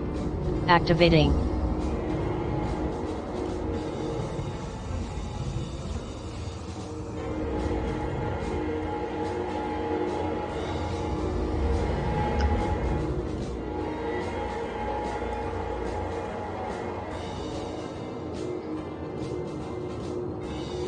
Point of interest. Activating. The ship is so quick, so because of this speed, it complements the cargo. Activate jump drive. Activating.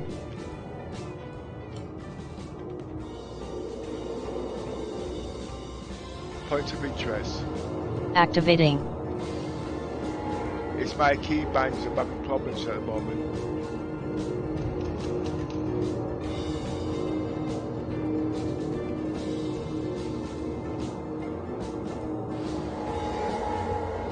Let's see, I'm going to have to reset it.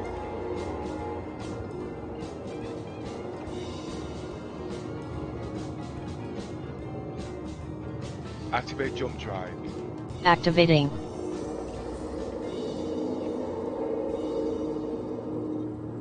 Quantum drive is now on.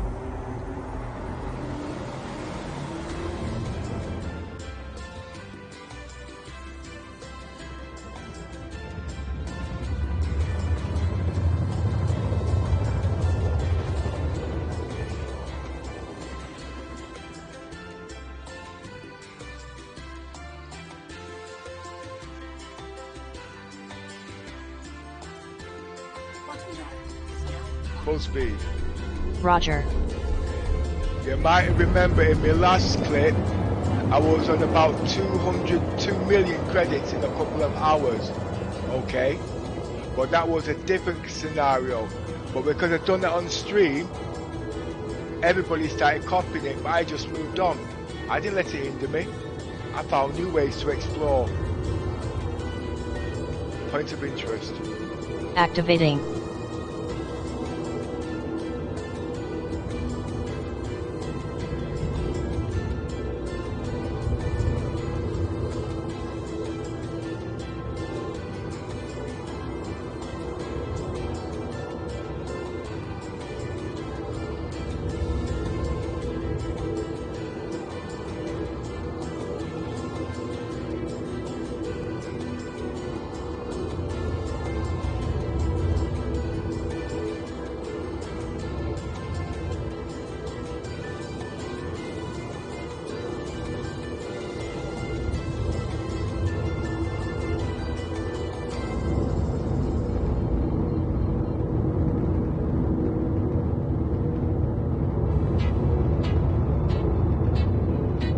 Why is it not slowing down?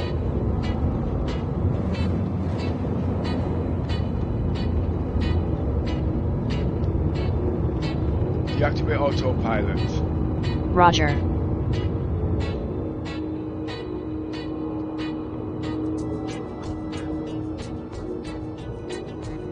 Deactivate autopilot. Roger.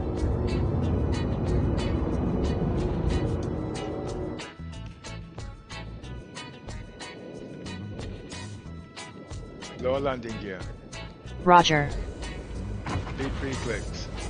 Roger.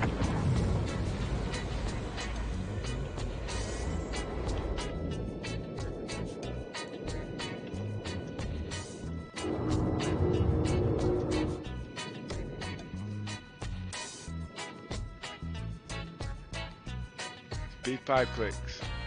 Roger.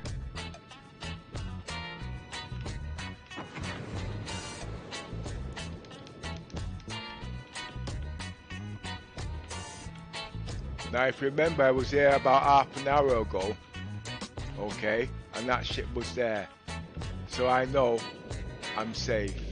There's nobody there.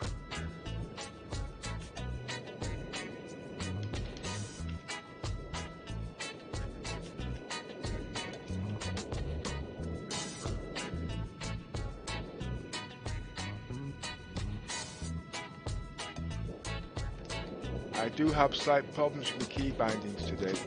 It's very sensitive.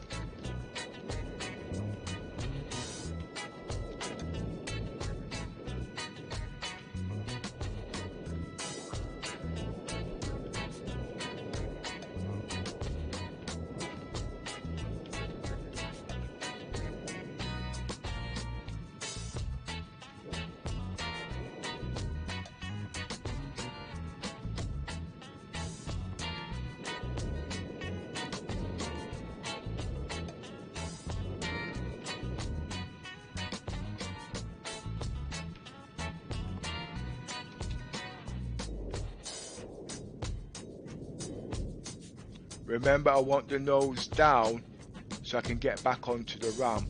So I have to put one of the wheels at an angle. But if I wanted to use the Rover, as you know, I would have problems.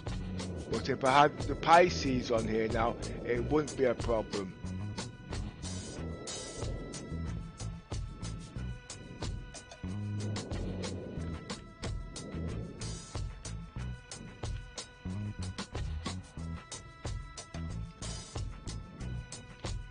Engines off.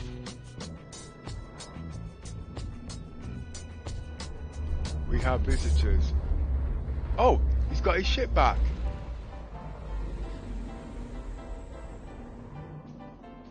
He must have logged out in it. Bye bye, mate. Right. I'm going to check if I can open the doors.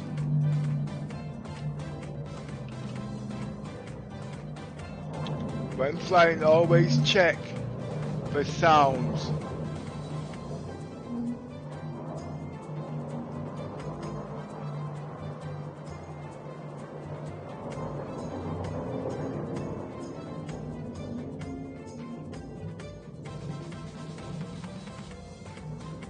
We have a caterpillar. Engines on.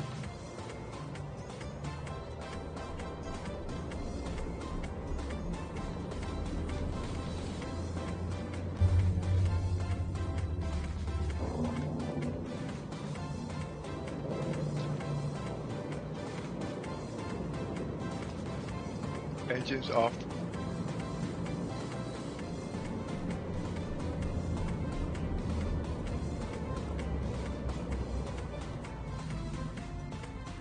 My problem is getting back on the ship.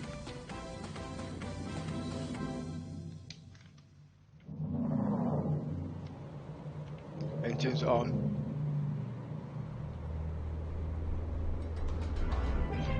Now, as I said, if I had the Pisces, I won't be fiddling around with all this.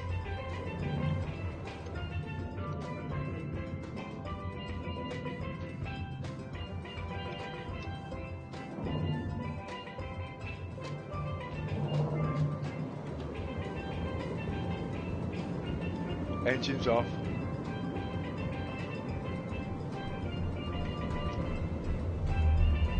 I can't get the nose down. Engines on.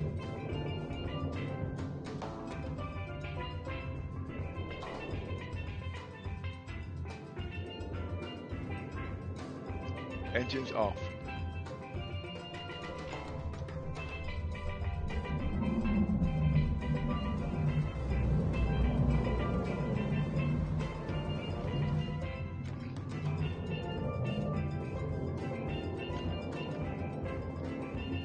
Now send the landing gear up.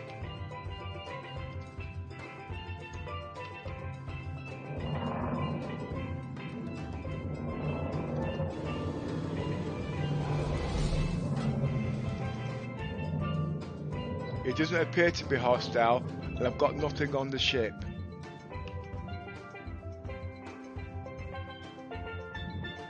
And if it does kill me, I'm going to be back on the ship, so I've got nothing to lose.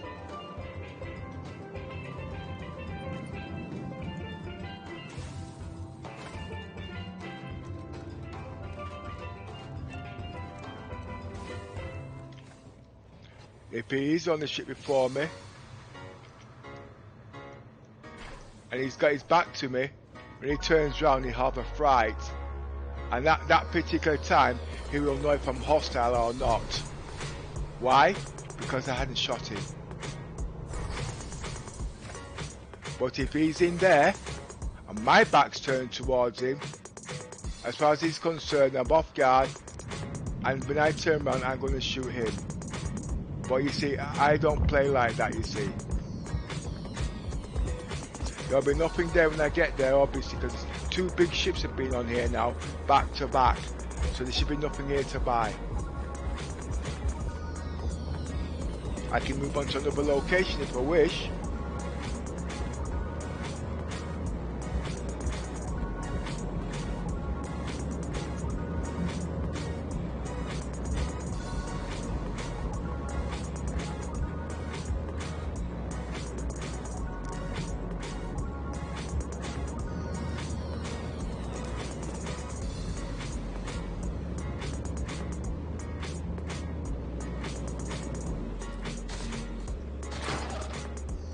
Not here. Oh, okay.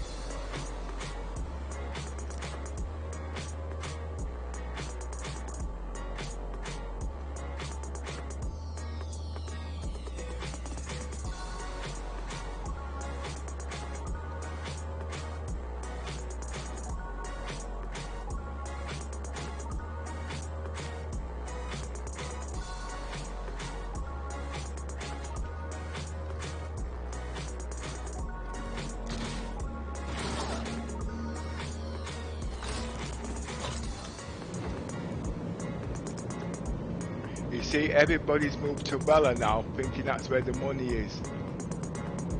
But while they've moved there, I've moved somewhere else.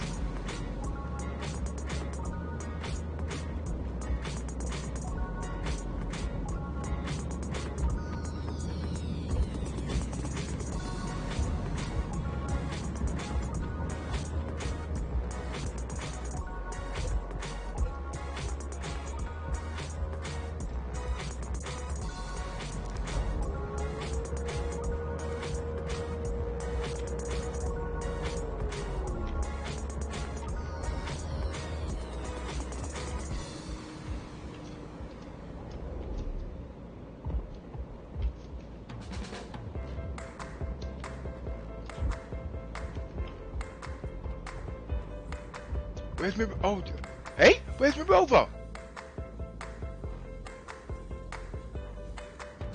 This is my ship, isn't it?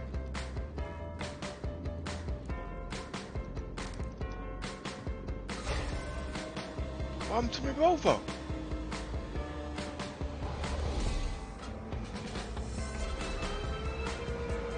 Thought on trading at the Carrack.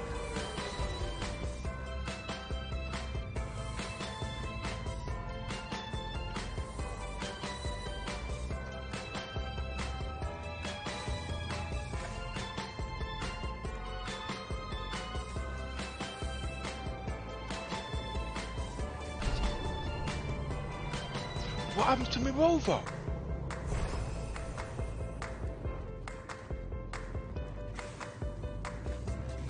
Just let me check my spawn point. Don't really need it now because I'm out of dangerous ways.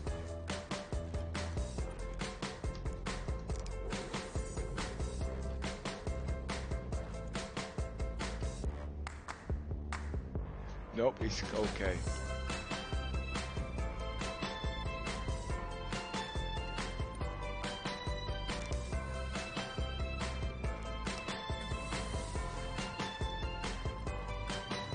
So the question at the end of the day, is the caterpillar better or is the carrot better? It's all about speed and distance. And functionality.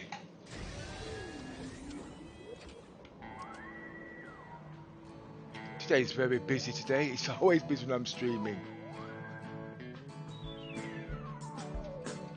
Engines on. Engines online. Full speed. Roger.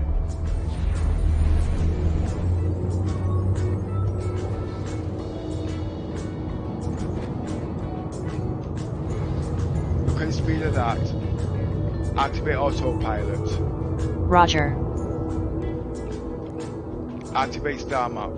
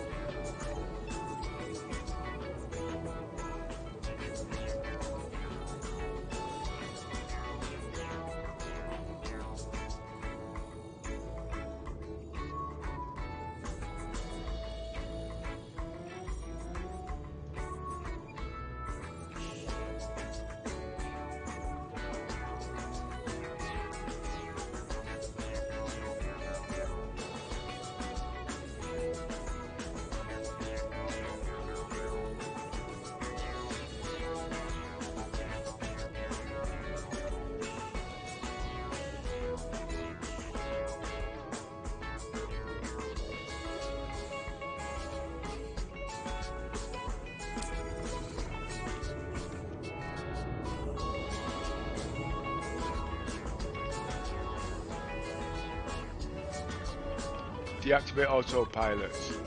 Roger. Points of interest. Activating.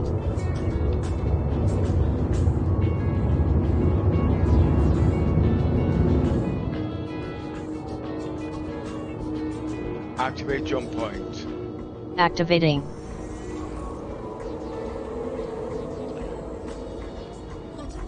Now as you can see there, I'm not far off 100,000 a trip. How many trips am I doing an hour? Okay, compare to CRUL1 in this ship. Yes, you can make more in the Caterpillar, but obviously there's other mechanics to take into consideration.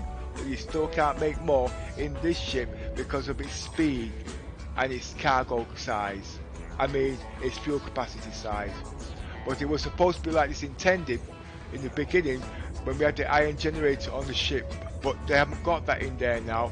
So what they've done, they've upped the fuel on the ship. But to me, it's not practical because that's more weight.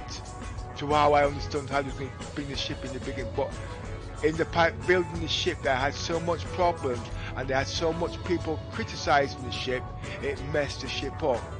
But at the end of the day, CIG is there to please the community at the end of the day, you know what I mean? They have made a couple of mistakes, but I would like to put the iron generator back, because I would like to play with those mechanics, because at the end of the day, the iron generator and the normal fuel would work like a hybrid, just like in cars, give you a general idea.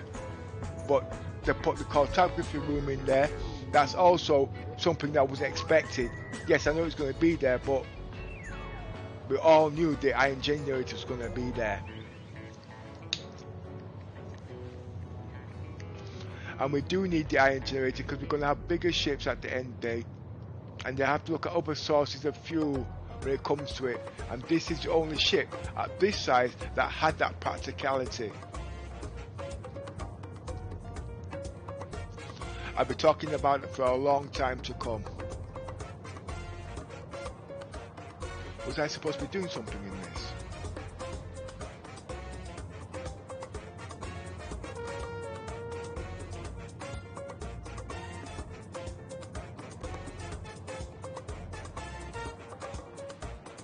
I've been streaming 2 hours now and I've done 2 runs.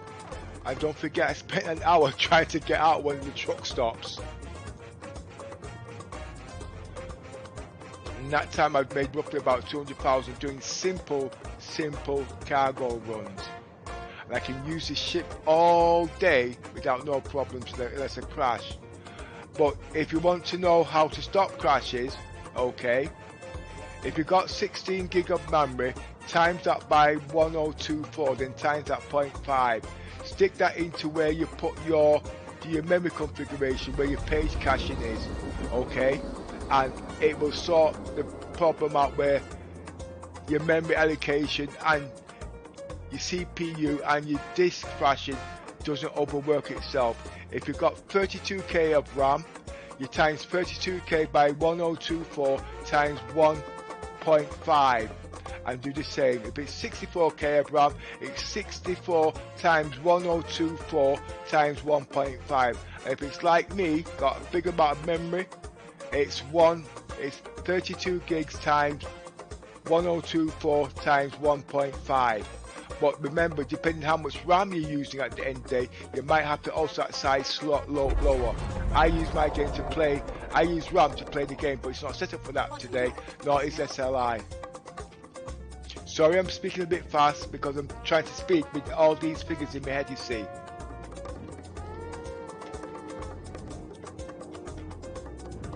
Point of interest. Activating. Full speed. Roger.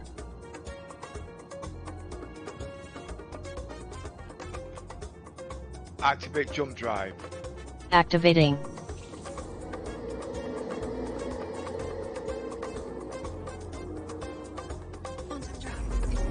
The time it takes to land here is about the same time it would take to land at Polaris with this ship. The Caterpillar is not that quick. It's fast. It's fast, grant you. It's fast. But if you haven't got a clue what I'm talking about, you guys who've got the Reclaimer, you know what it was like coming out of Bleskett, 45 minutes. Yes, and we know they've changed it from 100 feet now to 100 meters now to 100 kilometers now to 10 kilometers, but the same principle is still there, okay? And because of that, you can increase your cargo runs in different practicalities.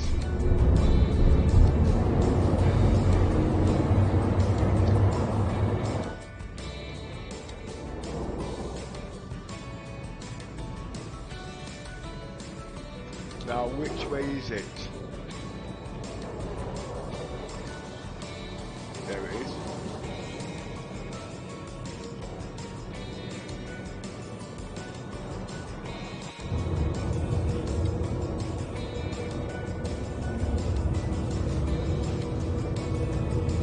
I'm actually going to have to stop for a break. I forgot I had nothing to eat today.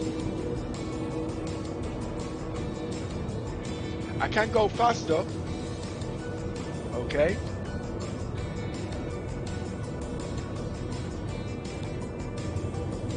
But this is just sufficient for basic running.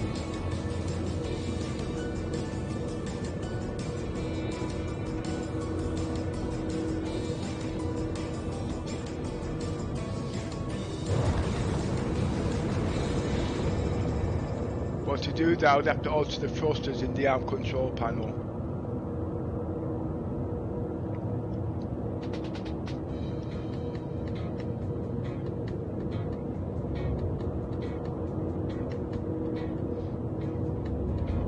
When coming into Lawville, make sure you're roughly about 6,000 feet. It is 4,000 feet, but sometimes you need time to clear for errors. And at the moment, as you can see, I'm landing in dark, and that's also a bit of a difficulty until they sort out the landing lights. CIG, can you put landing lights underneath the ship, please? They're like parking sensors when I'm flying.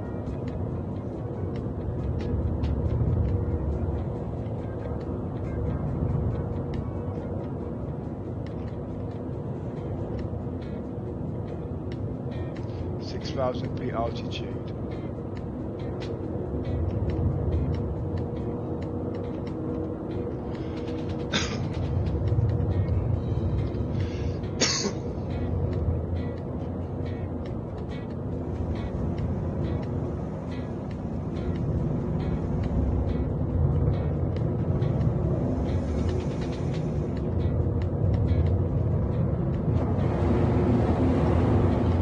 Speed 5 clicks.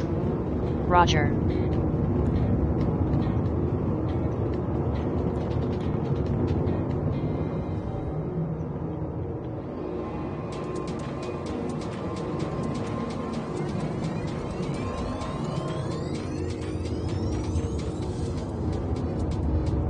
Speed 5 clicks. Roger.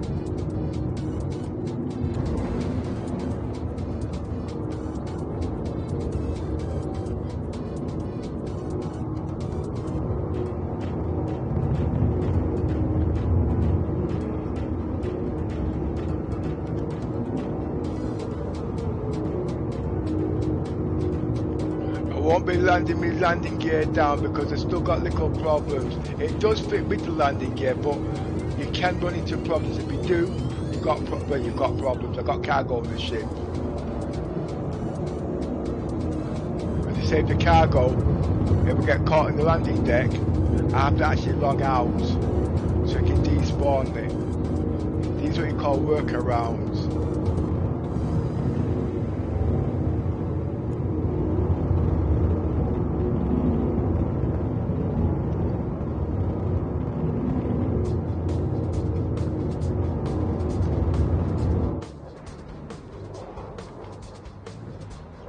Oh, I'm in the big bay.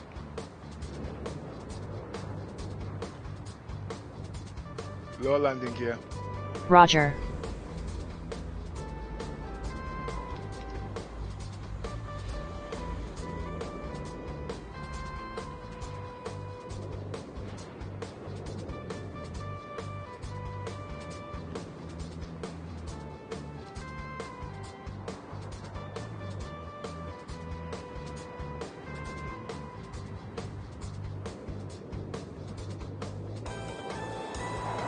Engines off.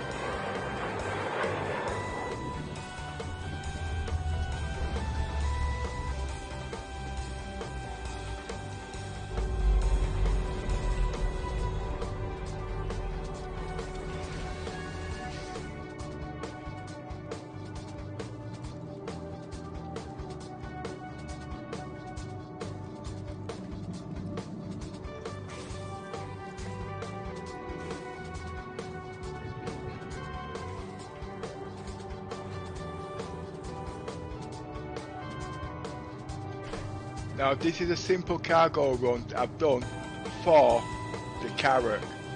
There are better places, but that all depends on the level that you're on and how much cargo you've got and the crew you've got.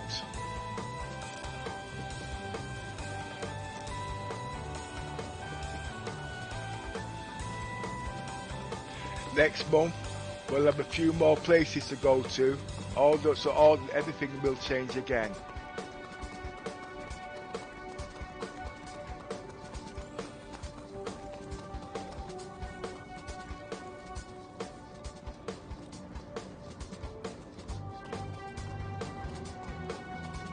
If you'd like to join our Discord, Just look in YouTube, the Discord channels there. We do lots of training. There's lots of things in there you can do to increase your roleplay. We've got every ship you can think of that's in the game right now, plus more.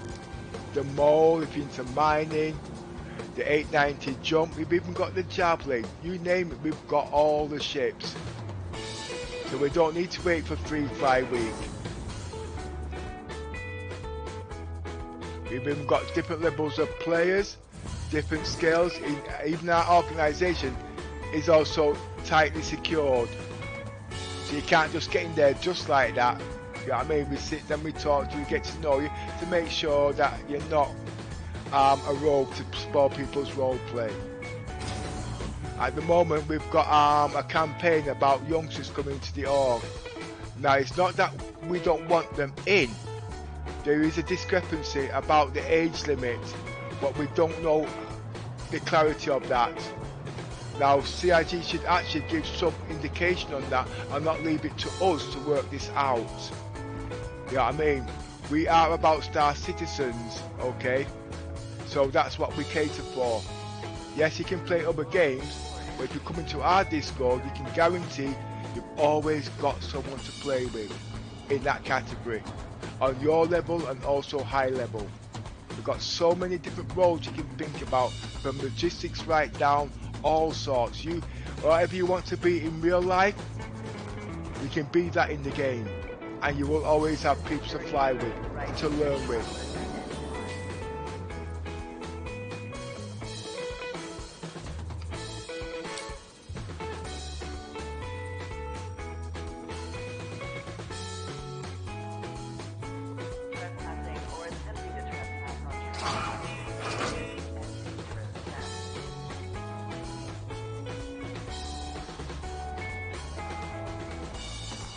Next stop, Central Station.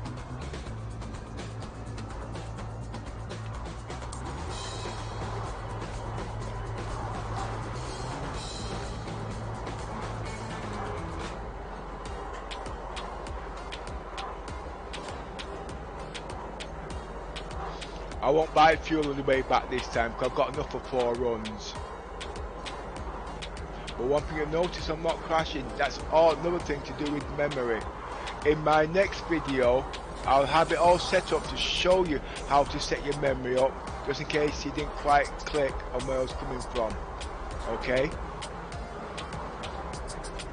Now, if you're doing bounty missions and things like that, obviously you're going to have to party up. And that's where you do have problems, but that's another type of explanation. But I'm just creating roleplay for cargo runs, for single players and multiplayer. There's a lot more to it than this, but I'm just doing it simple at the end of the day.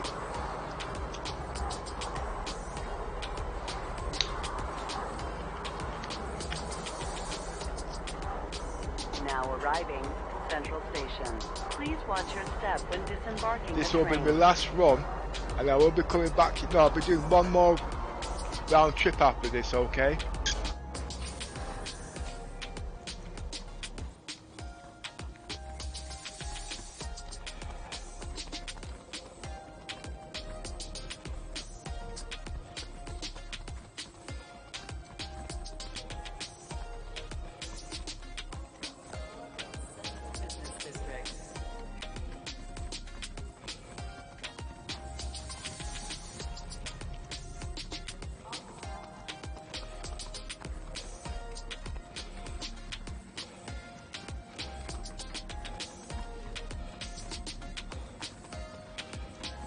And also, if you lose your cargo or whatnot, because this is so simple, you've still got something to play with.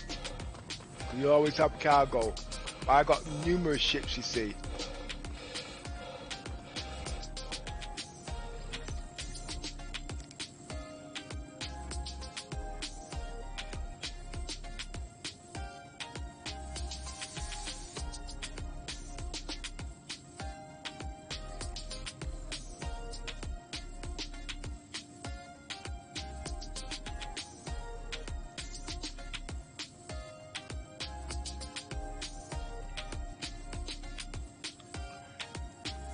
If I didn't lose all my cargo yesterday through miscalculation, I'd have actually gone somewhere else today.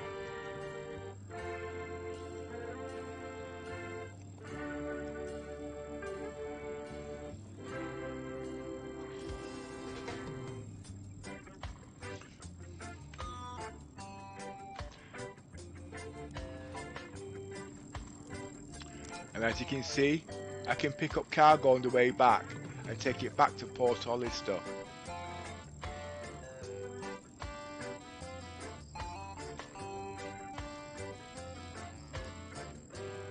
I would never do this in the Caterpillar.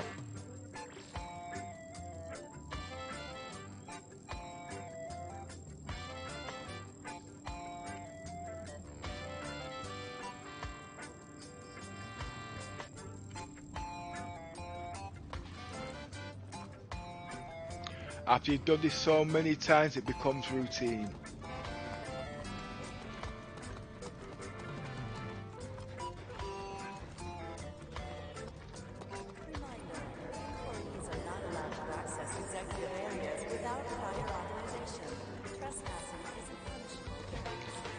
The ship will despawn before I get back is what I actually want it to do.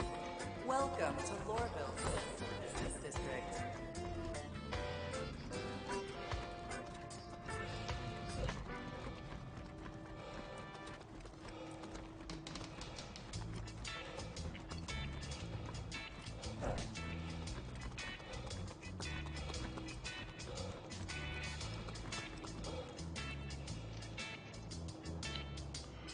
When I get to 1 million, I'll look for other routines and other things to do, because obviously use capital to the best of the resources, but don't leave yourself short, because things can always go wrong. But the server is very stable. But another thing I've done, I've had to take up all my friends off the friends list to guarantee that I don't have problems. There's other ways to get your friends on the ships, okay, but those are done by party leaders. Because if someone logs out of the game because of your launcher, it can crash you. How do I know this? Because I use things like these as a reference manual marker when I'm reading everything to see what happened, why it happened, so I can work around it. That is because I can also read programs and statuses. I used to read programming years back, but not now. I'm too old for that. I want to play the game.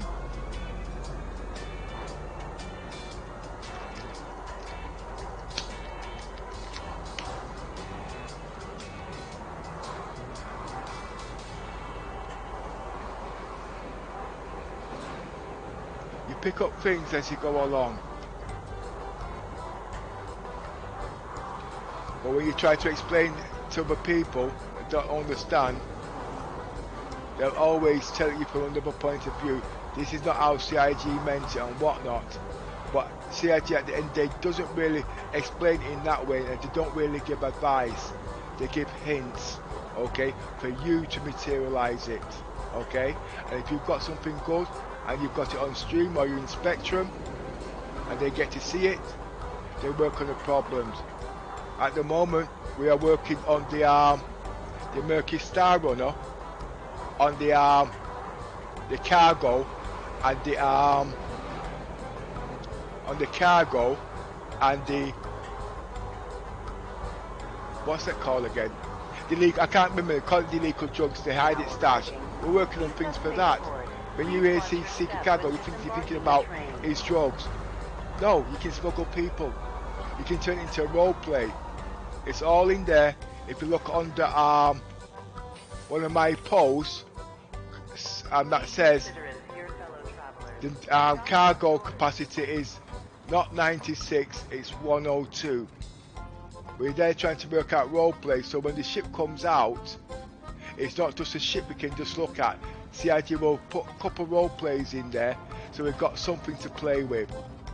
And that is what that post is about, creating roleplay for the Mercury Star Runner that comes out in 6 months.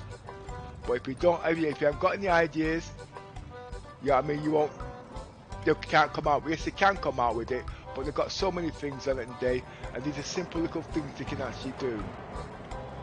So if you've got any ideas, go into the Mercury Star Runner and you'll see on my page, can't remember what it is, I think it's the cargo doesn't have 96 cargo, it's got 102. The commission will actually type our link in Spectrum so you can go and have a look. If she's actually on air. I don't know if she's on air today actually. I know she's typing in the background.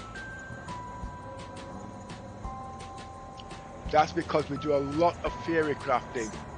And we don't just do it for ships that are out now. We do theory crafting for ships that are about to come out by using past ships as an example, and things like that. We've even used a Caterpillar as an example. We've got a few critics, but we have to try and explain to them what we was trying to say for gameplay for that ship.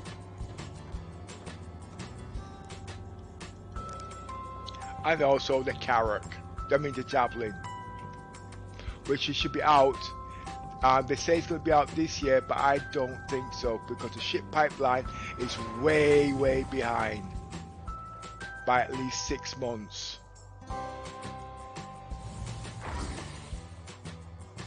Squadron 42 actually. I was actually looking up on their schedule things, and things have slowed down since Christmas. We do, CID do need programmers now, engineers and core tech programs, all the things to speed up the program development, because we've got so many ships. A couple of people, in theory, okay, a couple of people can't do all these things because it's too big. They need more people to work together as a chain.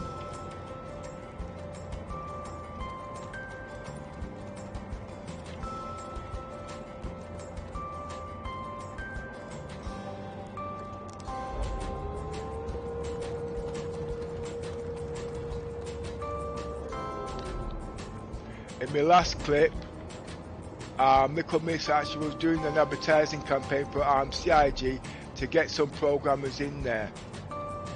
We just seen it by chance. Where is my Rover?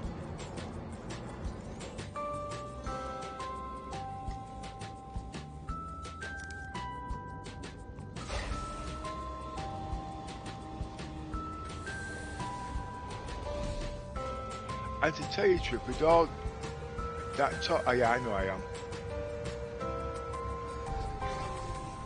I'm at Lesky.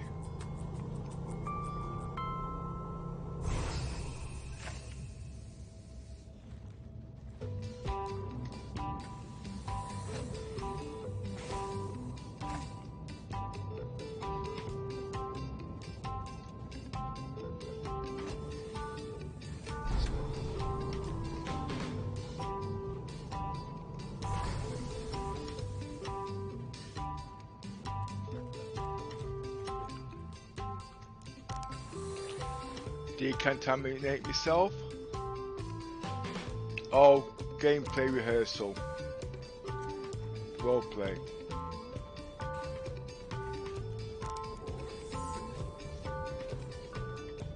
Set my spawn point.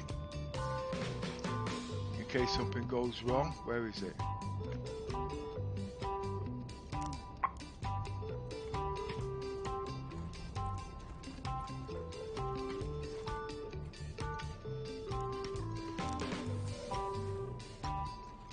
This is not quite right, I can tell by the pixels.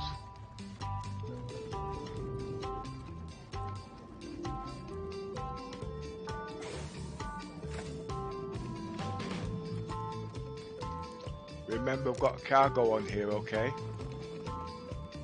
So I've got to be quick. That's why another reason I don't buy fuel. Activate systems. All systems online. Speed 3 clicks. Roger. I'm dropping my speed.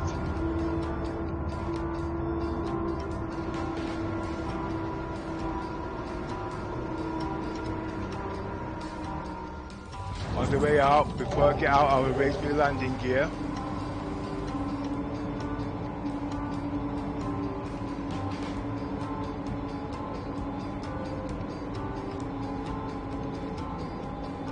Raise landing gear. Roger.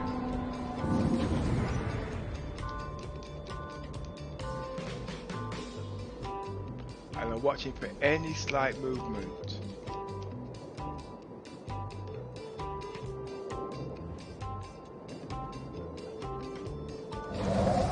See, now speed up. Now watch how quick this is now. As you can see, already I'm drifting to one side.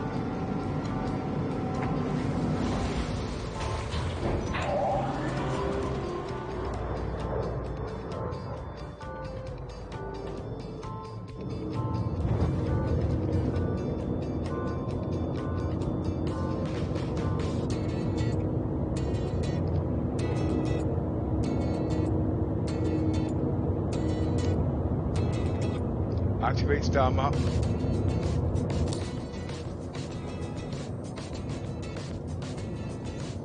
Deactivate star map.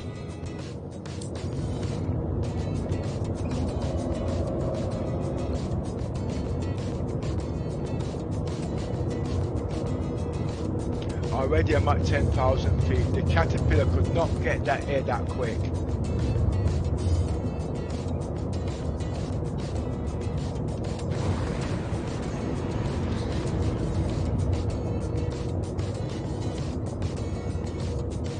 Point of interest. Activating.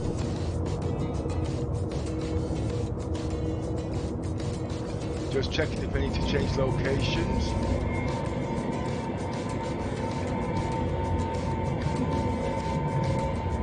Yes, I do.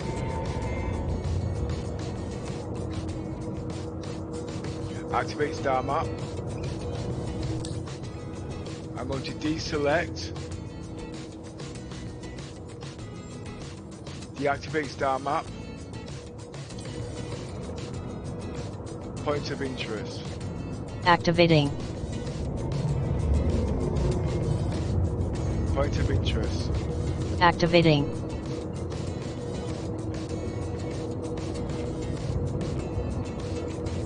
I am looking for new locations to jump to.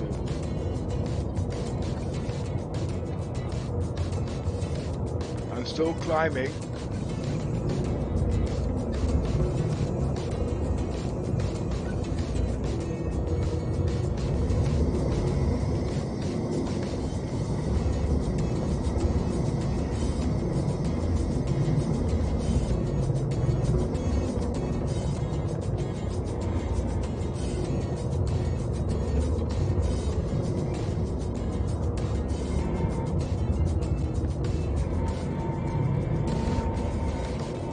Deactivate autopilot. Roger.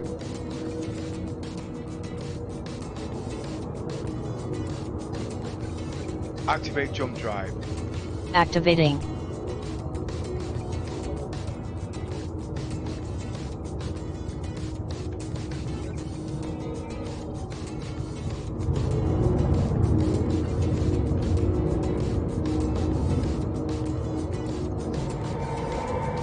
That's the key bindings. The ship's still moving, you see, while I'm trying to locate something.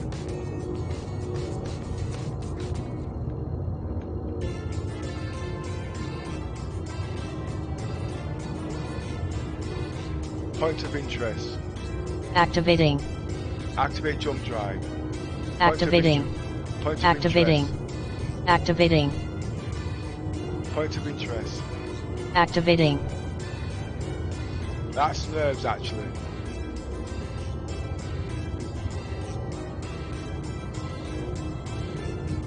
Activate jump drive. Activating. So I get nervous and forget me simple lines, you see. Yo, what's going on? Oh dude? my god! Hi, Mason. Give me a fright.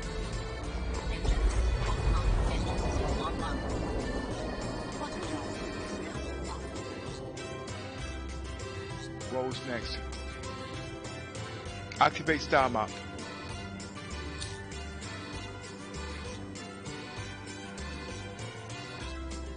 Reset location. Deactivate star map. Sorry about that, I just got a bit of a fright. Sometimes when you're in the world of your own, you forget to do things.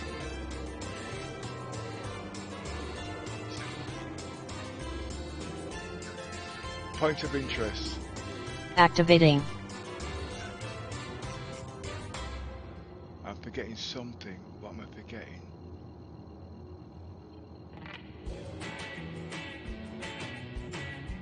Activate jump drive. Activating. Hi, Dr. Myson.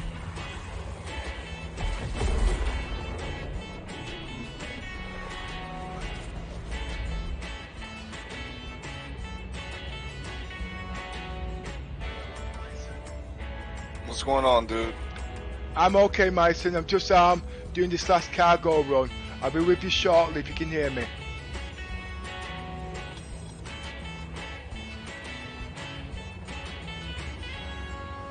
I don't think he knows I'm streaming.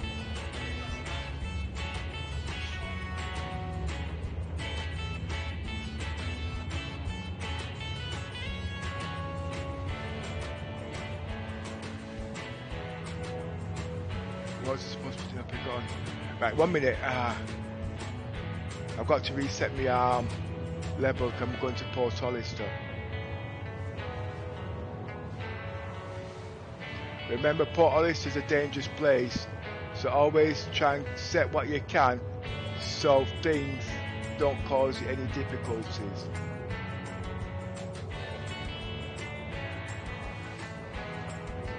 The ship is very strong, so it shouldn't blow up anyway if attacked, even with one player.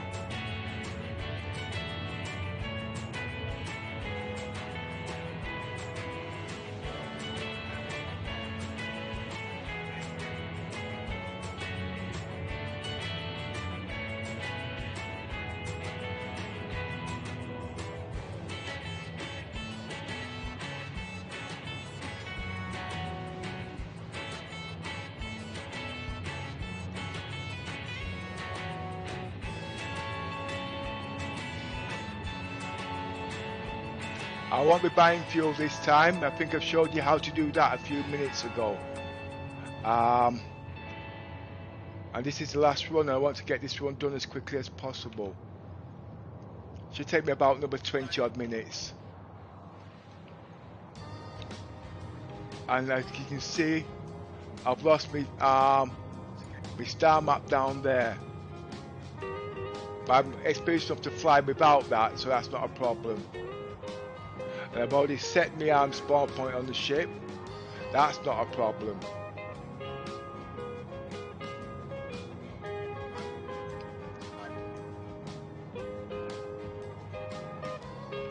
I haven't got a rover on the ship, and I haven't got my Pisces, so obviously I've got to use other means.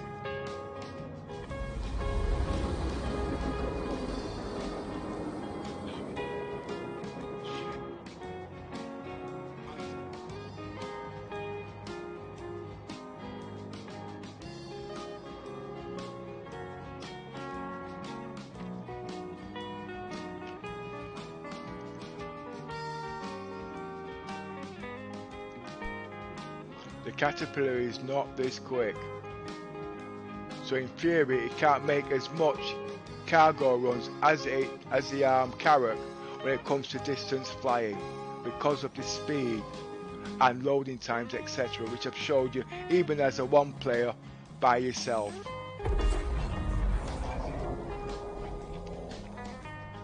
Quantum drive is now off.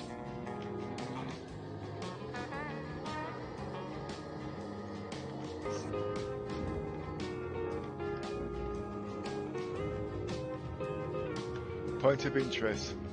Activating.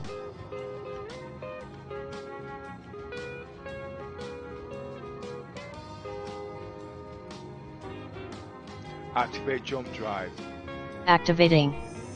You might also be wondering why is it quicker when it comes to doing jump drive. It's got 2 coolers on this if I remember correctly. I don't think the Caterpillar's got that. Quantum drive is now off. Okay. Full speed. Roger. We've got problems. Scan enemy. Scanning for enemy ships. What is it?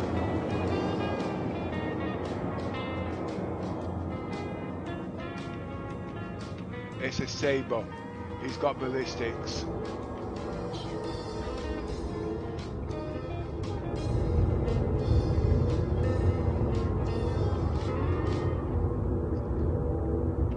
Deactivate autopilot.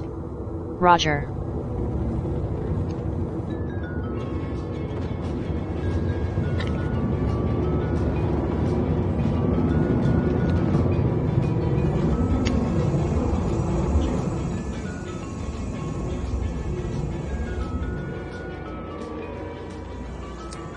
Give 5 clicks.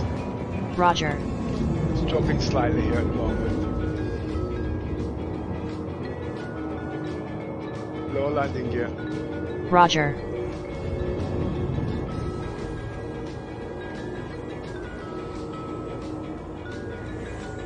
Landing gear deployed. Please proceed to side landing bay.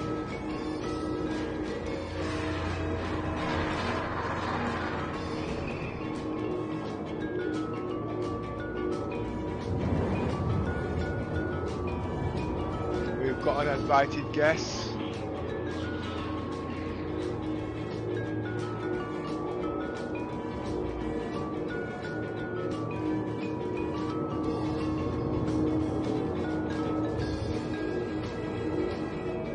But you won't be able to get on the ship. Divert power to the shields.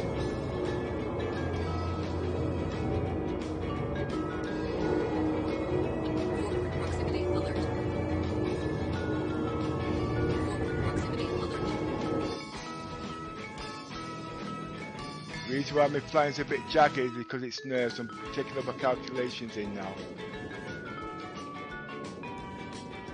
And my keybinds are slightly off.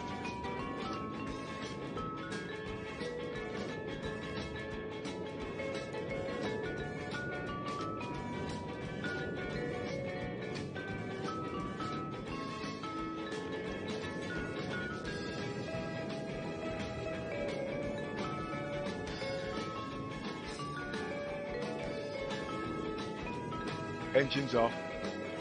Engines offline.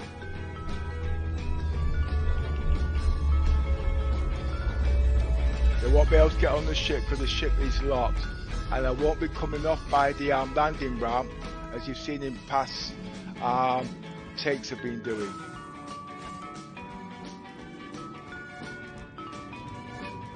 And I will not be picking cargo up from here either. And reason being, because if you get back to the ship, you can have other people there waiting to hijack you and whatnot. There's so many, well, there's loads of ways. But when it comes to time and stuff like that, you don't want to be messing around.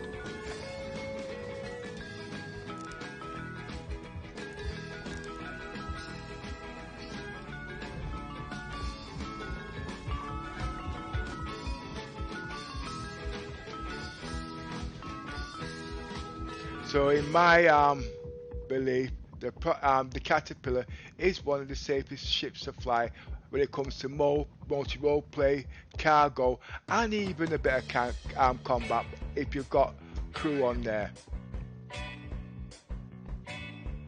But it's learning the functionality of the ship and its capabilities. Don't try and make the ship do more than what it can, because obviously you run into problems.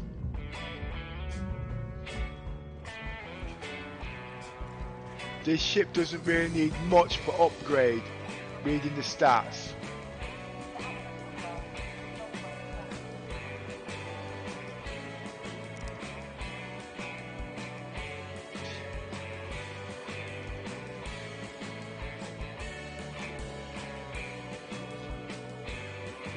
As you can see,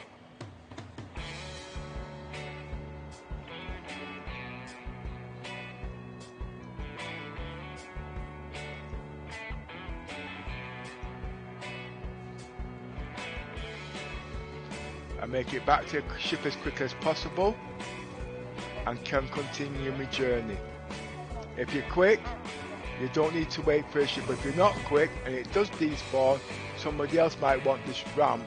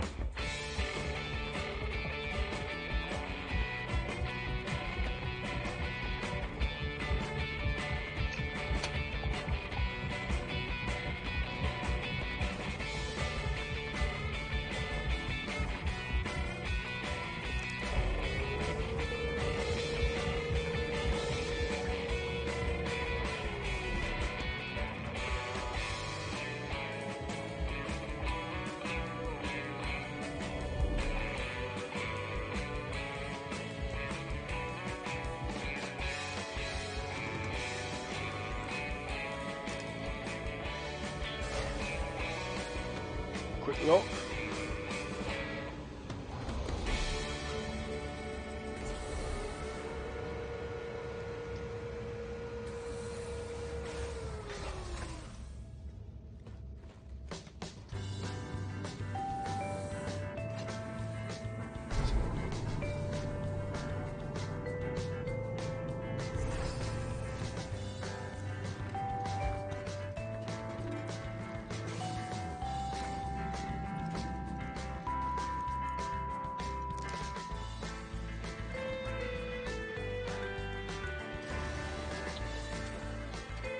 Engines on. Bogey. Engines online.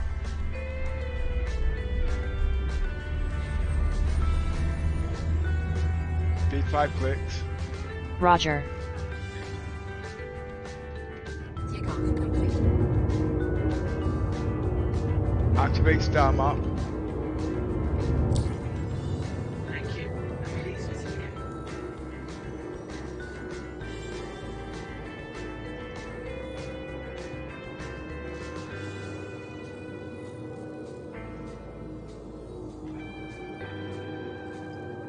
Deactivate star map.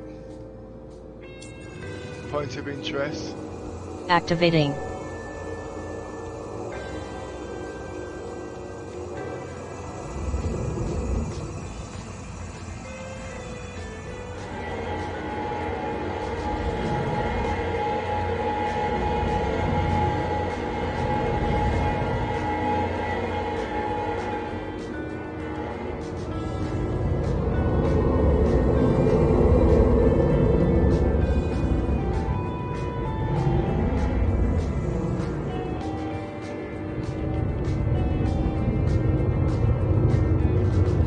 Activate jump drive. Activating. Activate star map.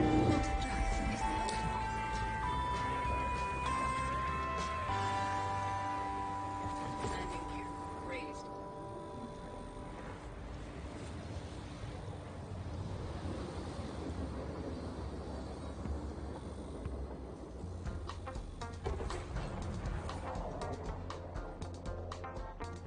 Quantum drive is now off. Deactivate star map. Point of interest. Activating.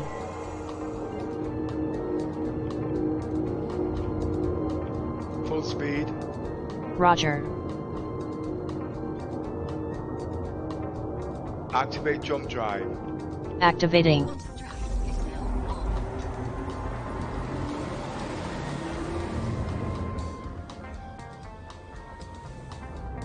Oh.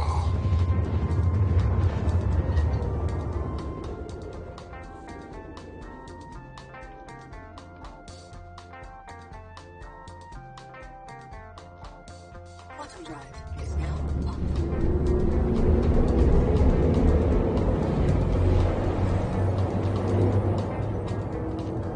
Full scan. Scanning for all ships. Point of interest. Activating.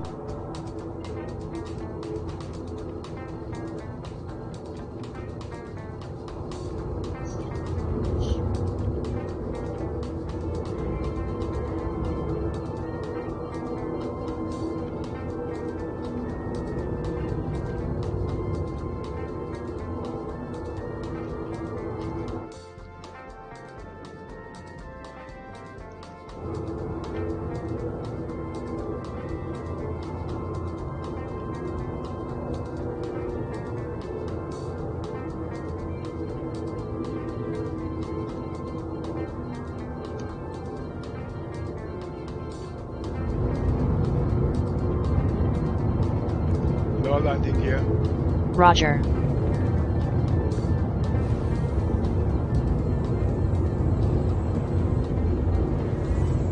Landing gear deployed.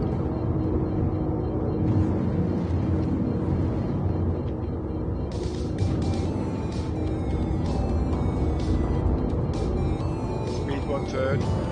Roger.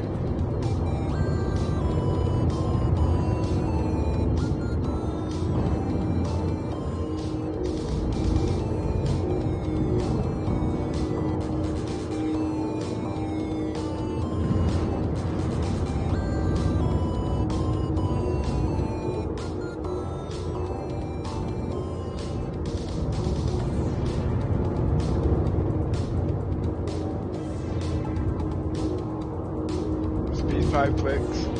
Roger.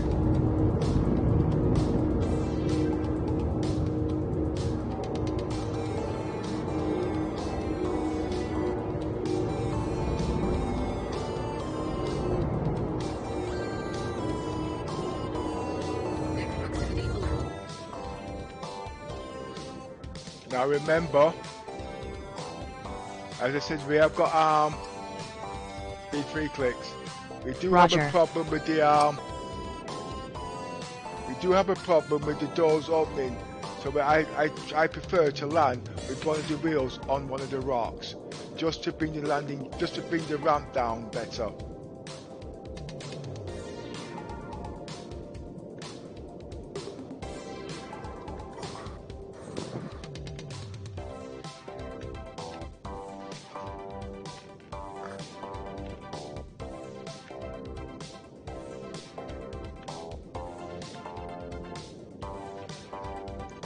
Engines off.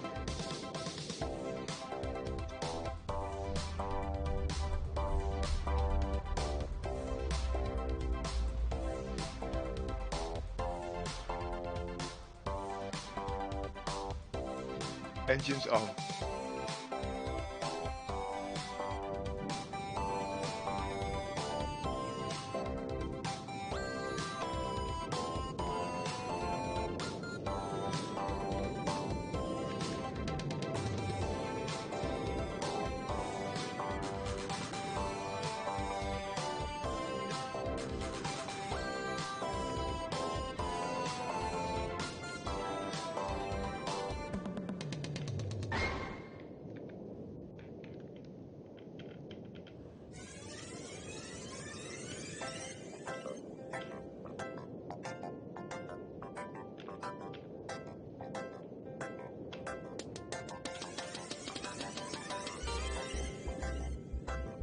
If I had a snub breaker on here, I wouldn't be doing all this, because this is time consuming.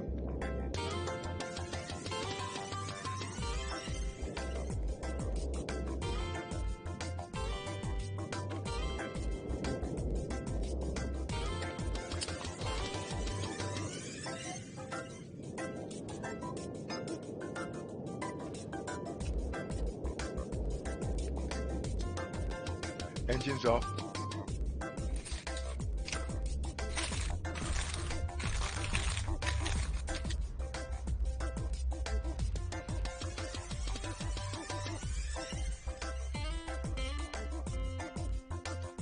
Checking ramp status.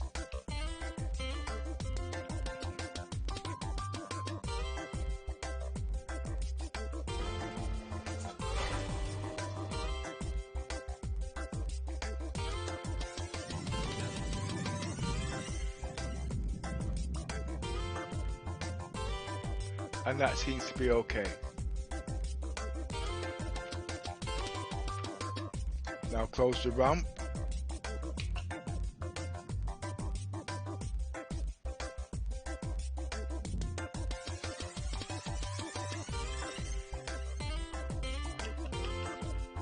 Exit the ship.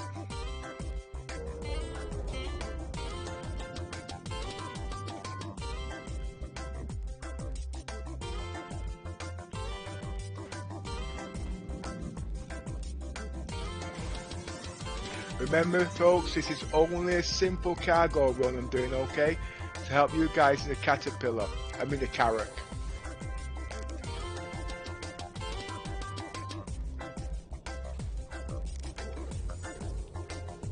We all know what Polaris is like. Everything's set. But this ship is as safe as houses. They're not messing with the hammerhead, so they're not going to mess with this so easy. And you see me work around glitches, and you see me work around problems. And you haven't seen the game crash once or in any defects like that whatsoever. That's because of the level and the experience of gameplay I've got as a tester, multi-role tester, bug workarounds and everything. But when people don't understand and you try to explain it to them, it does cause problems. But just keep keep doing the best you can and never give up.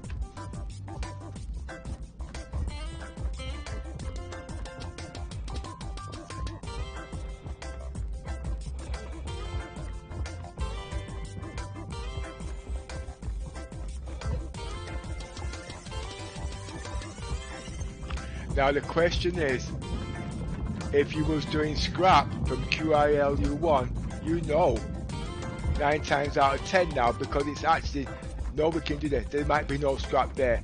You've not seen me run out of diamonds, you haven't seen me run out of scraps, and it's been continuous roleplay.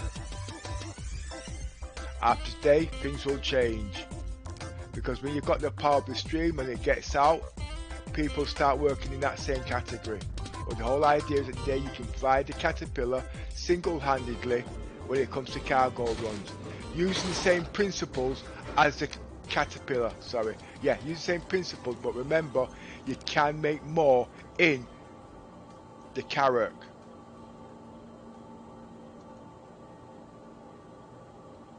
I am in a dangerous place at the moment because you can tell by that there's no safeguard.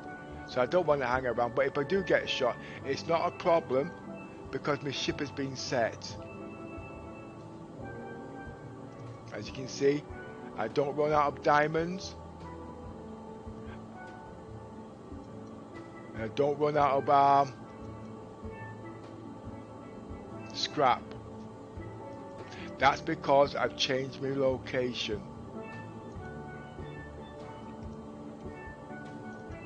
Now the question is, could you do this same run in a starfarer or a Cutlass Black? The question's no. Why? Because when it comes down to profit, time and distance, it doesn't work. Ships work differently depending on the status. You must always take that into account. Now when it comes to logistics in the game, I am also very good at that.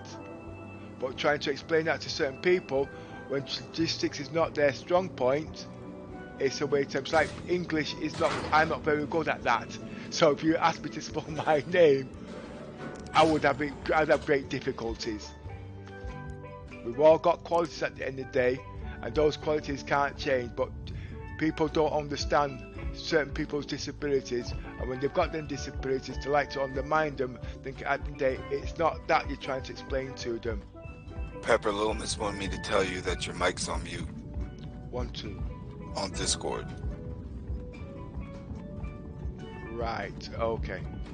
Mic's on mute at the moment on Discord. I'll just do this last run, and then I should be okay.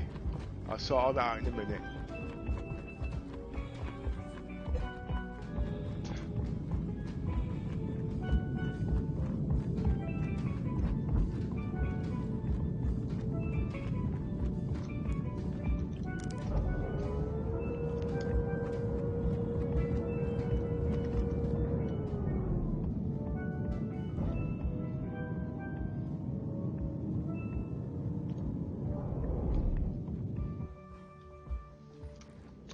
And as you see, I've been on 3 hours straight without a problem with glitches, crashes or nothing. The servers are stable. But if you do have problems, there are ways to fix your PC so that doesn't happen. In my next video, I will show you how to work around that. A lot of people will disagree, but like I said, at the end of the day, it's all down to ignorance when they don't want to test it. But the members in our organisation, they don't have problems like that if they follow the same protocol.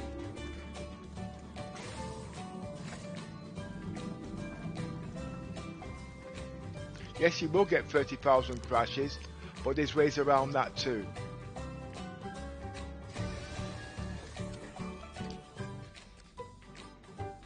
Engines on. Engines online. Full speed. Take off. Roger.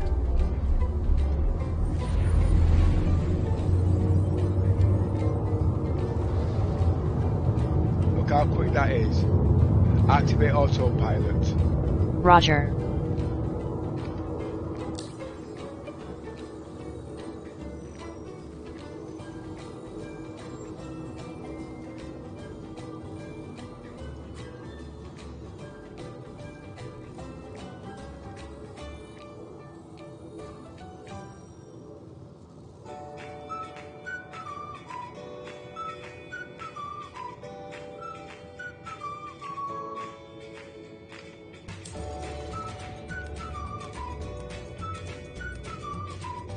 Point of interest. Activating.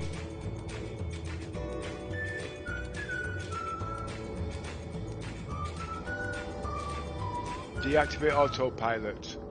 Roger.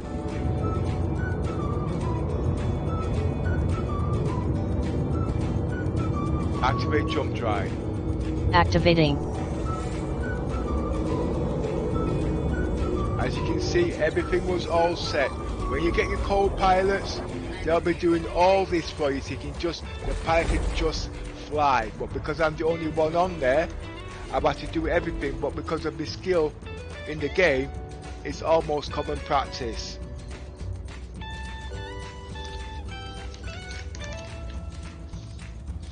My trip today, the Star Citizens, is almost at an end, and as you can see, in 3 hours, or it's actually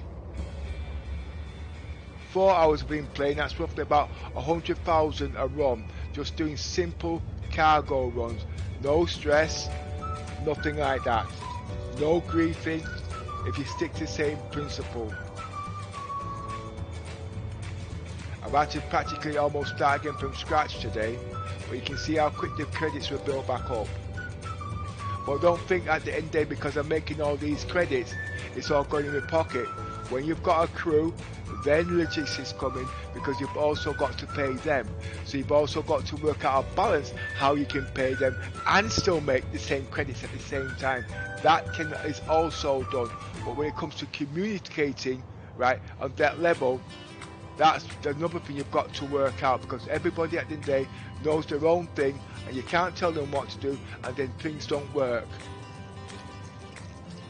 Me in our org, I'm a bridge commander. We've got doctors, we've got logistics, we've got pilots, we've got science officers, drone operators, miners, chart navigators, you name it. They're all trained for specific jobs at the end of the day. Freelancers, we got melee coming into the game.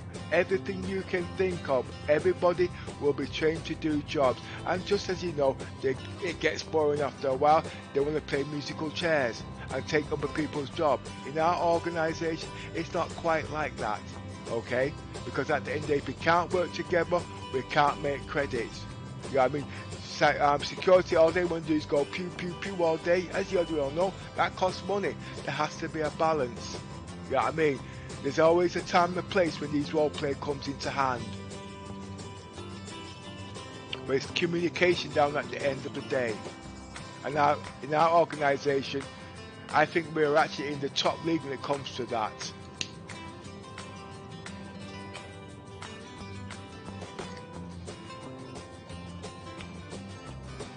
And we've been going 1 year now, and we're not about quantity, we're about quality, okay? We're about quality, because I have bunches of players in here if we wanted, but when we set the org up, this is what we was looking for.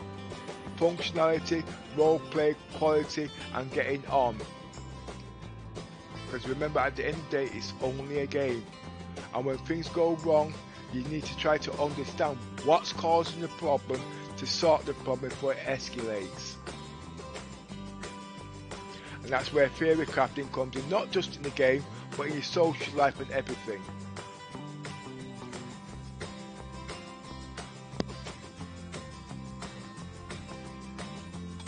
If you'd like to join our org, please click on the Discord link below and we can give you further details from there.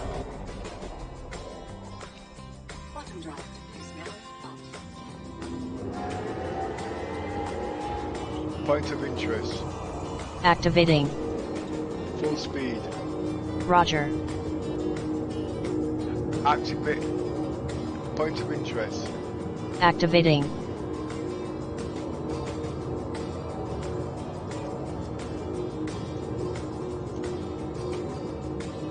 Activate jump drive. Activating. Now as you can see, one thing you'd have noticed is a cooling down time. Batteries are going flat.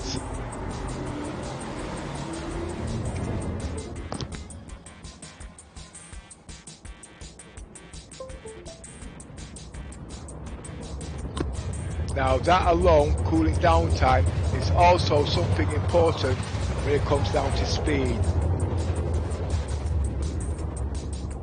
Which if you fly these ships over a number of times, you'll actually notice. I don't need to get a calculator or a stopwatch to know this.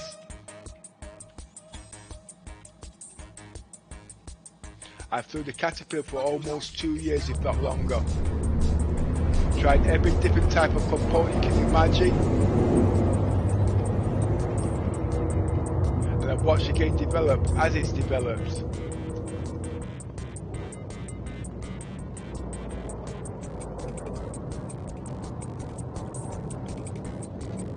When I first came into the game and I was changing components, people would say it was cheating. And I tried to explain to them, why is it cheating changing components if that's what the game's about? It's because they didn't understand the game. And now everybody's now doing it, because now you have to buy the components in the game. I had to learn from Arena Commander.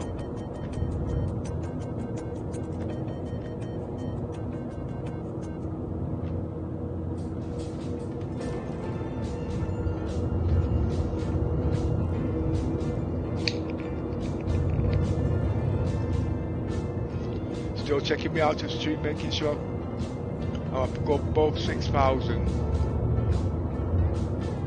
I used to say 5,000. I know it's 4,000, but 6,000 seems to be the sweet spots.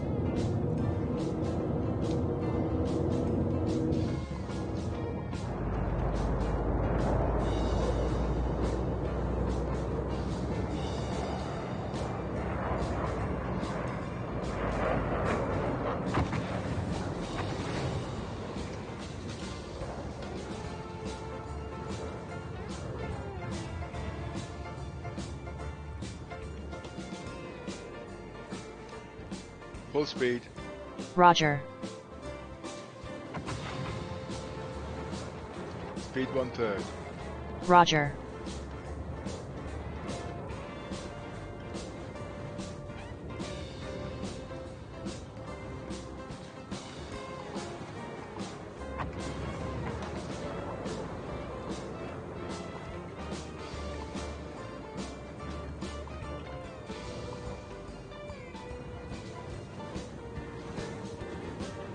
I'll come down differently this time.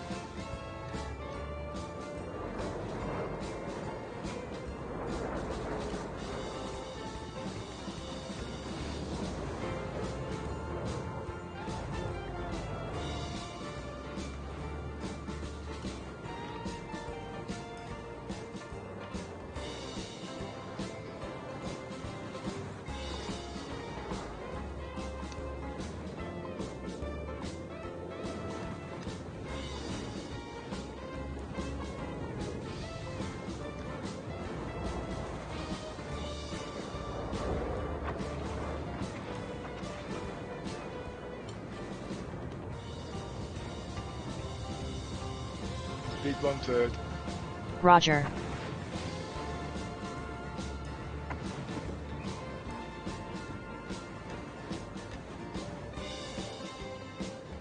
Speed 5 clicks. Roger.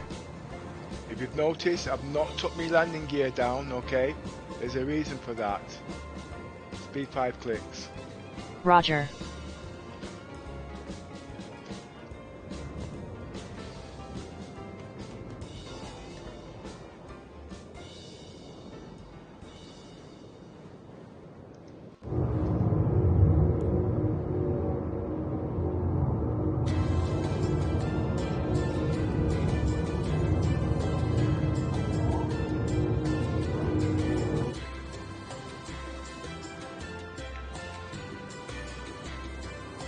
Speed 3 clicks. Roger.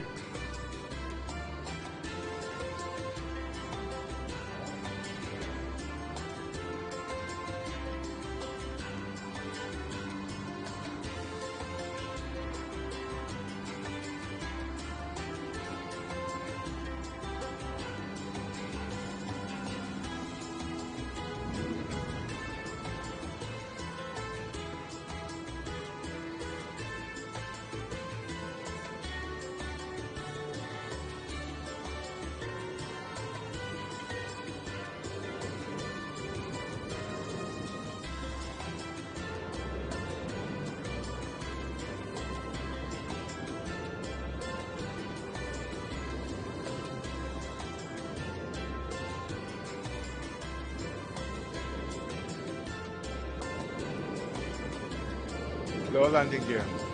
Roger.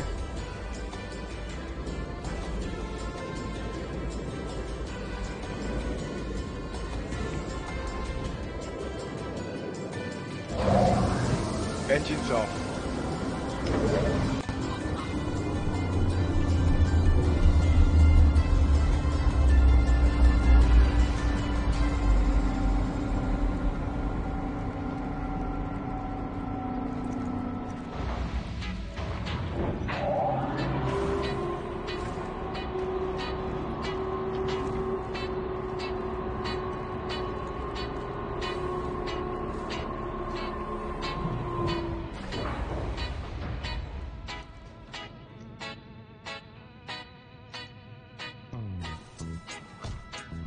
That seems like a lot of work for a small day's pay.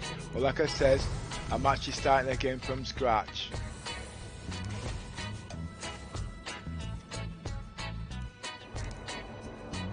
But remember, it all comes down to the level of intelligence at the end of the day. And everything's different.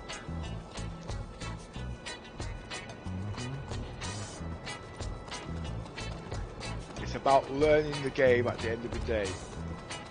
To some people, making these kind of credits is not easy. And even you've got little ships, you have to use different functionalities to even make these credits. Combat, same thing. But don't forget, these are not cargo ships at the end of the day. These are exploration ships. These are developed to make credits in a different way. But at the moment, those functionalities are not in the game. So we have to improvise with what we've got. Okay? When the functionalities in the game, all these things will change. Okay? This is not about cargo. Okay?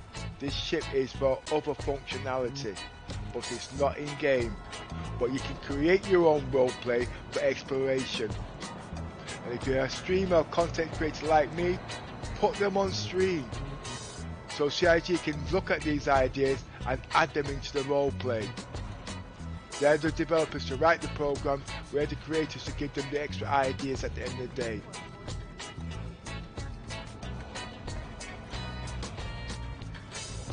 In the 2 years I've actually been in the game, this game has actually developed quite a lot. I've got members in here that when they first came to the game, they didn't even have ships, all they had was just Texas, and they were backers paying to develop the game. I think when I came in the game, I think they just about came out with the Constellation. Personally, I didn't like that ship. I like the 600i. But my skills have now developed since that time, and now the only ships I want to play in game is cap ships. So communication at the end of the day is a big thing for me, because to run a cap ship you have to be able to communicate, and that's not a good thing for me because everybody's different. But when it comes to the game, because they're all coming in from Xbox game and they're all about finding the things where it's hard, you know what I mean?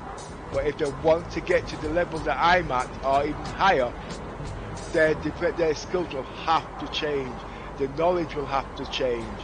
Because it's not about, I've got my ship, you don't need to tell me how to do this at the end of the day. I'm a bridge commander, okay? If I can't be a bridge commander on someone's ship because they know everything, there's no point in me being on that ship. But I've got skills and intelligence at the end of the day, can play that role. Because how long I've been playing the game and what I've learned behind it. I might not be good at this, I might not be good at that, but I must be good at something. And that's for every individual player or member that comes in Star Citizens. They must be good at something. You've got to let them develop the skills and guide them the best way they can, but not let them hinder your role play. Don't let them change your role play to suit theirs, because that doesn't work. If the person's a minor, don't make him into security. If the person doesn't believe in combat, don't try and make him do combat. It doesn't work. Understand your members, understand your players, okay? Work with them, and they will work with you.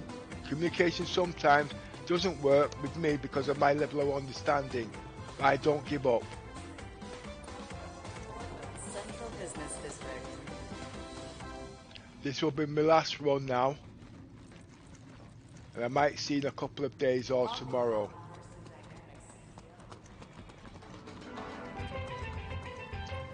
So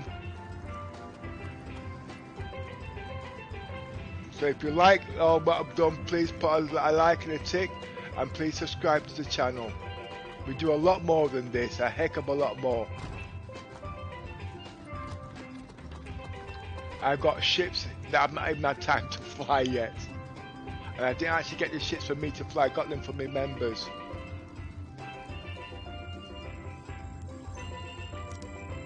I don't personally like flying. I want to be a bridge commander.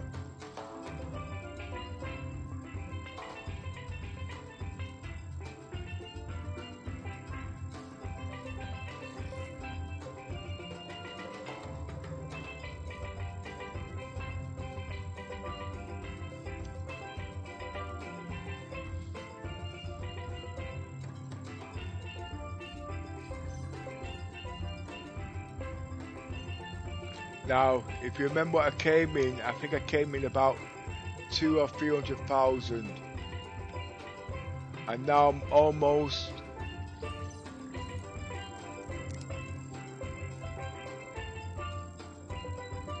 $700,000 in about 3 hours, if that. Now, if you was to double that, you'd be on 1 million. And when you're on 1 million, you won't be doing them simple cargo runs. You'll be looking for more extravagant things. You'll be buying things to put on the ship to make it better. This ship doesn't need components, but it needs utility vehicles, and that's where your ship will start to materialize. Anyway, folks, I've got to go now. Okay, I'm gonna have a 5-minute break and talk to my members in Unity. If you'd like to join us, please click on the Unity Discord channel. Please subscribe to our Discord.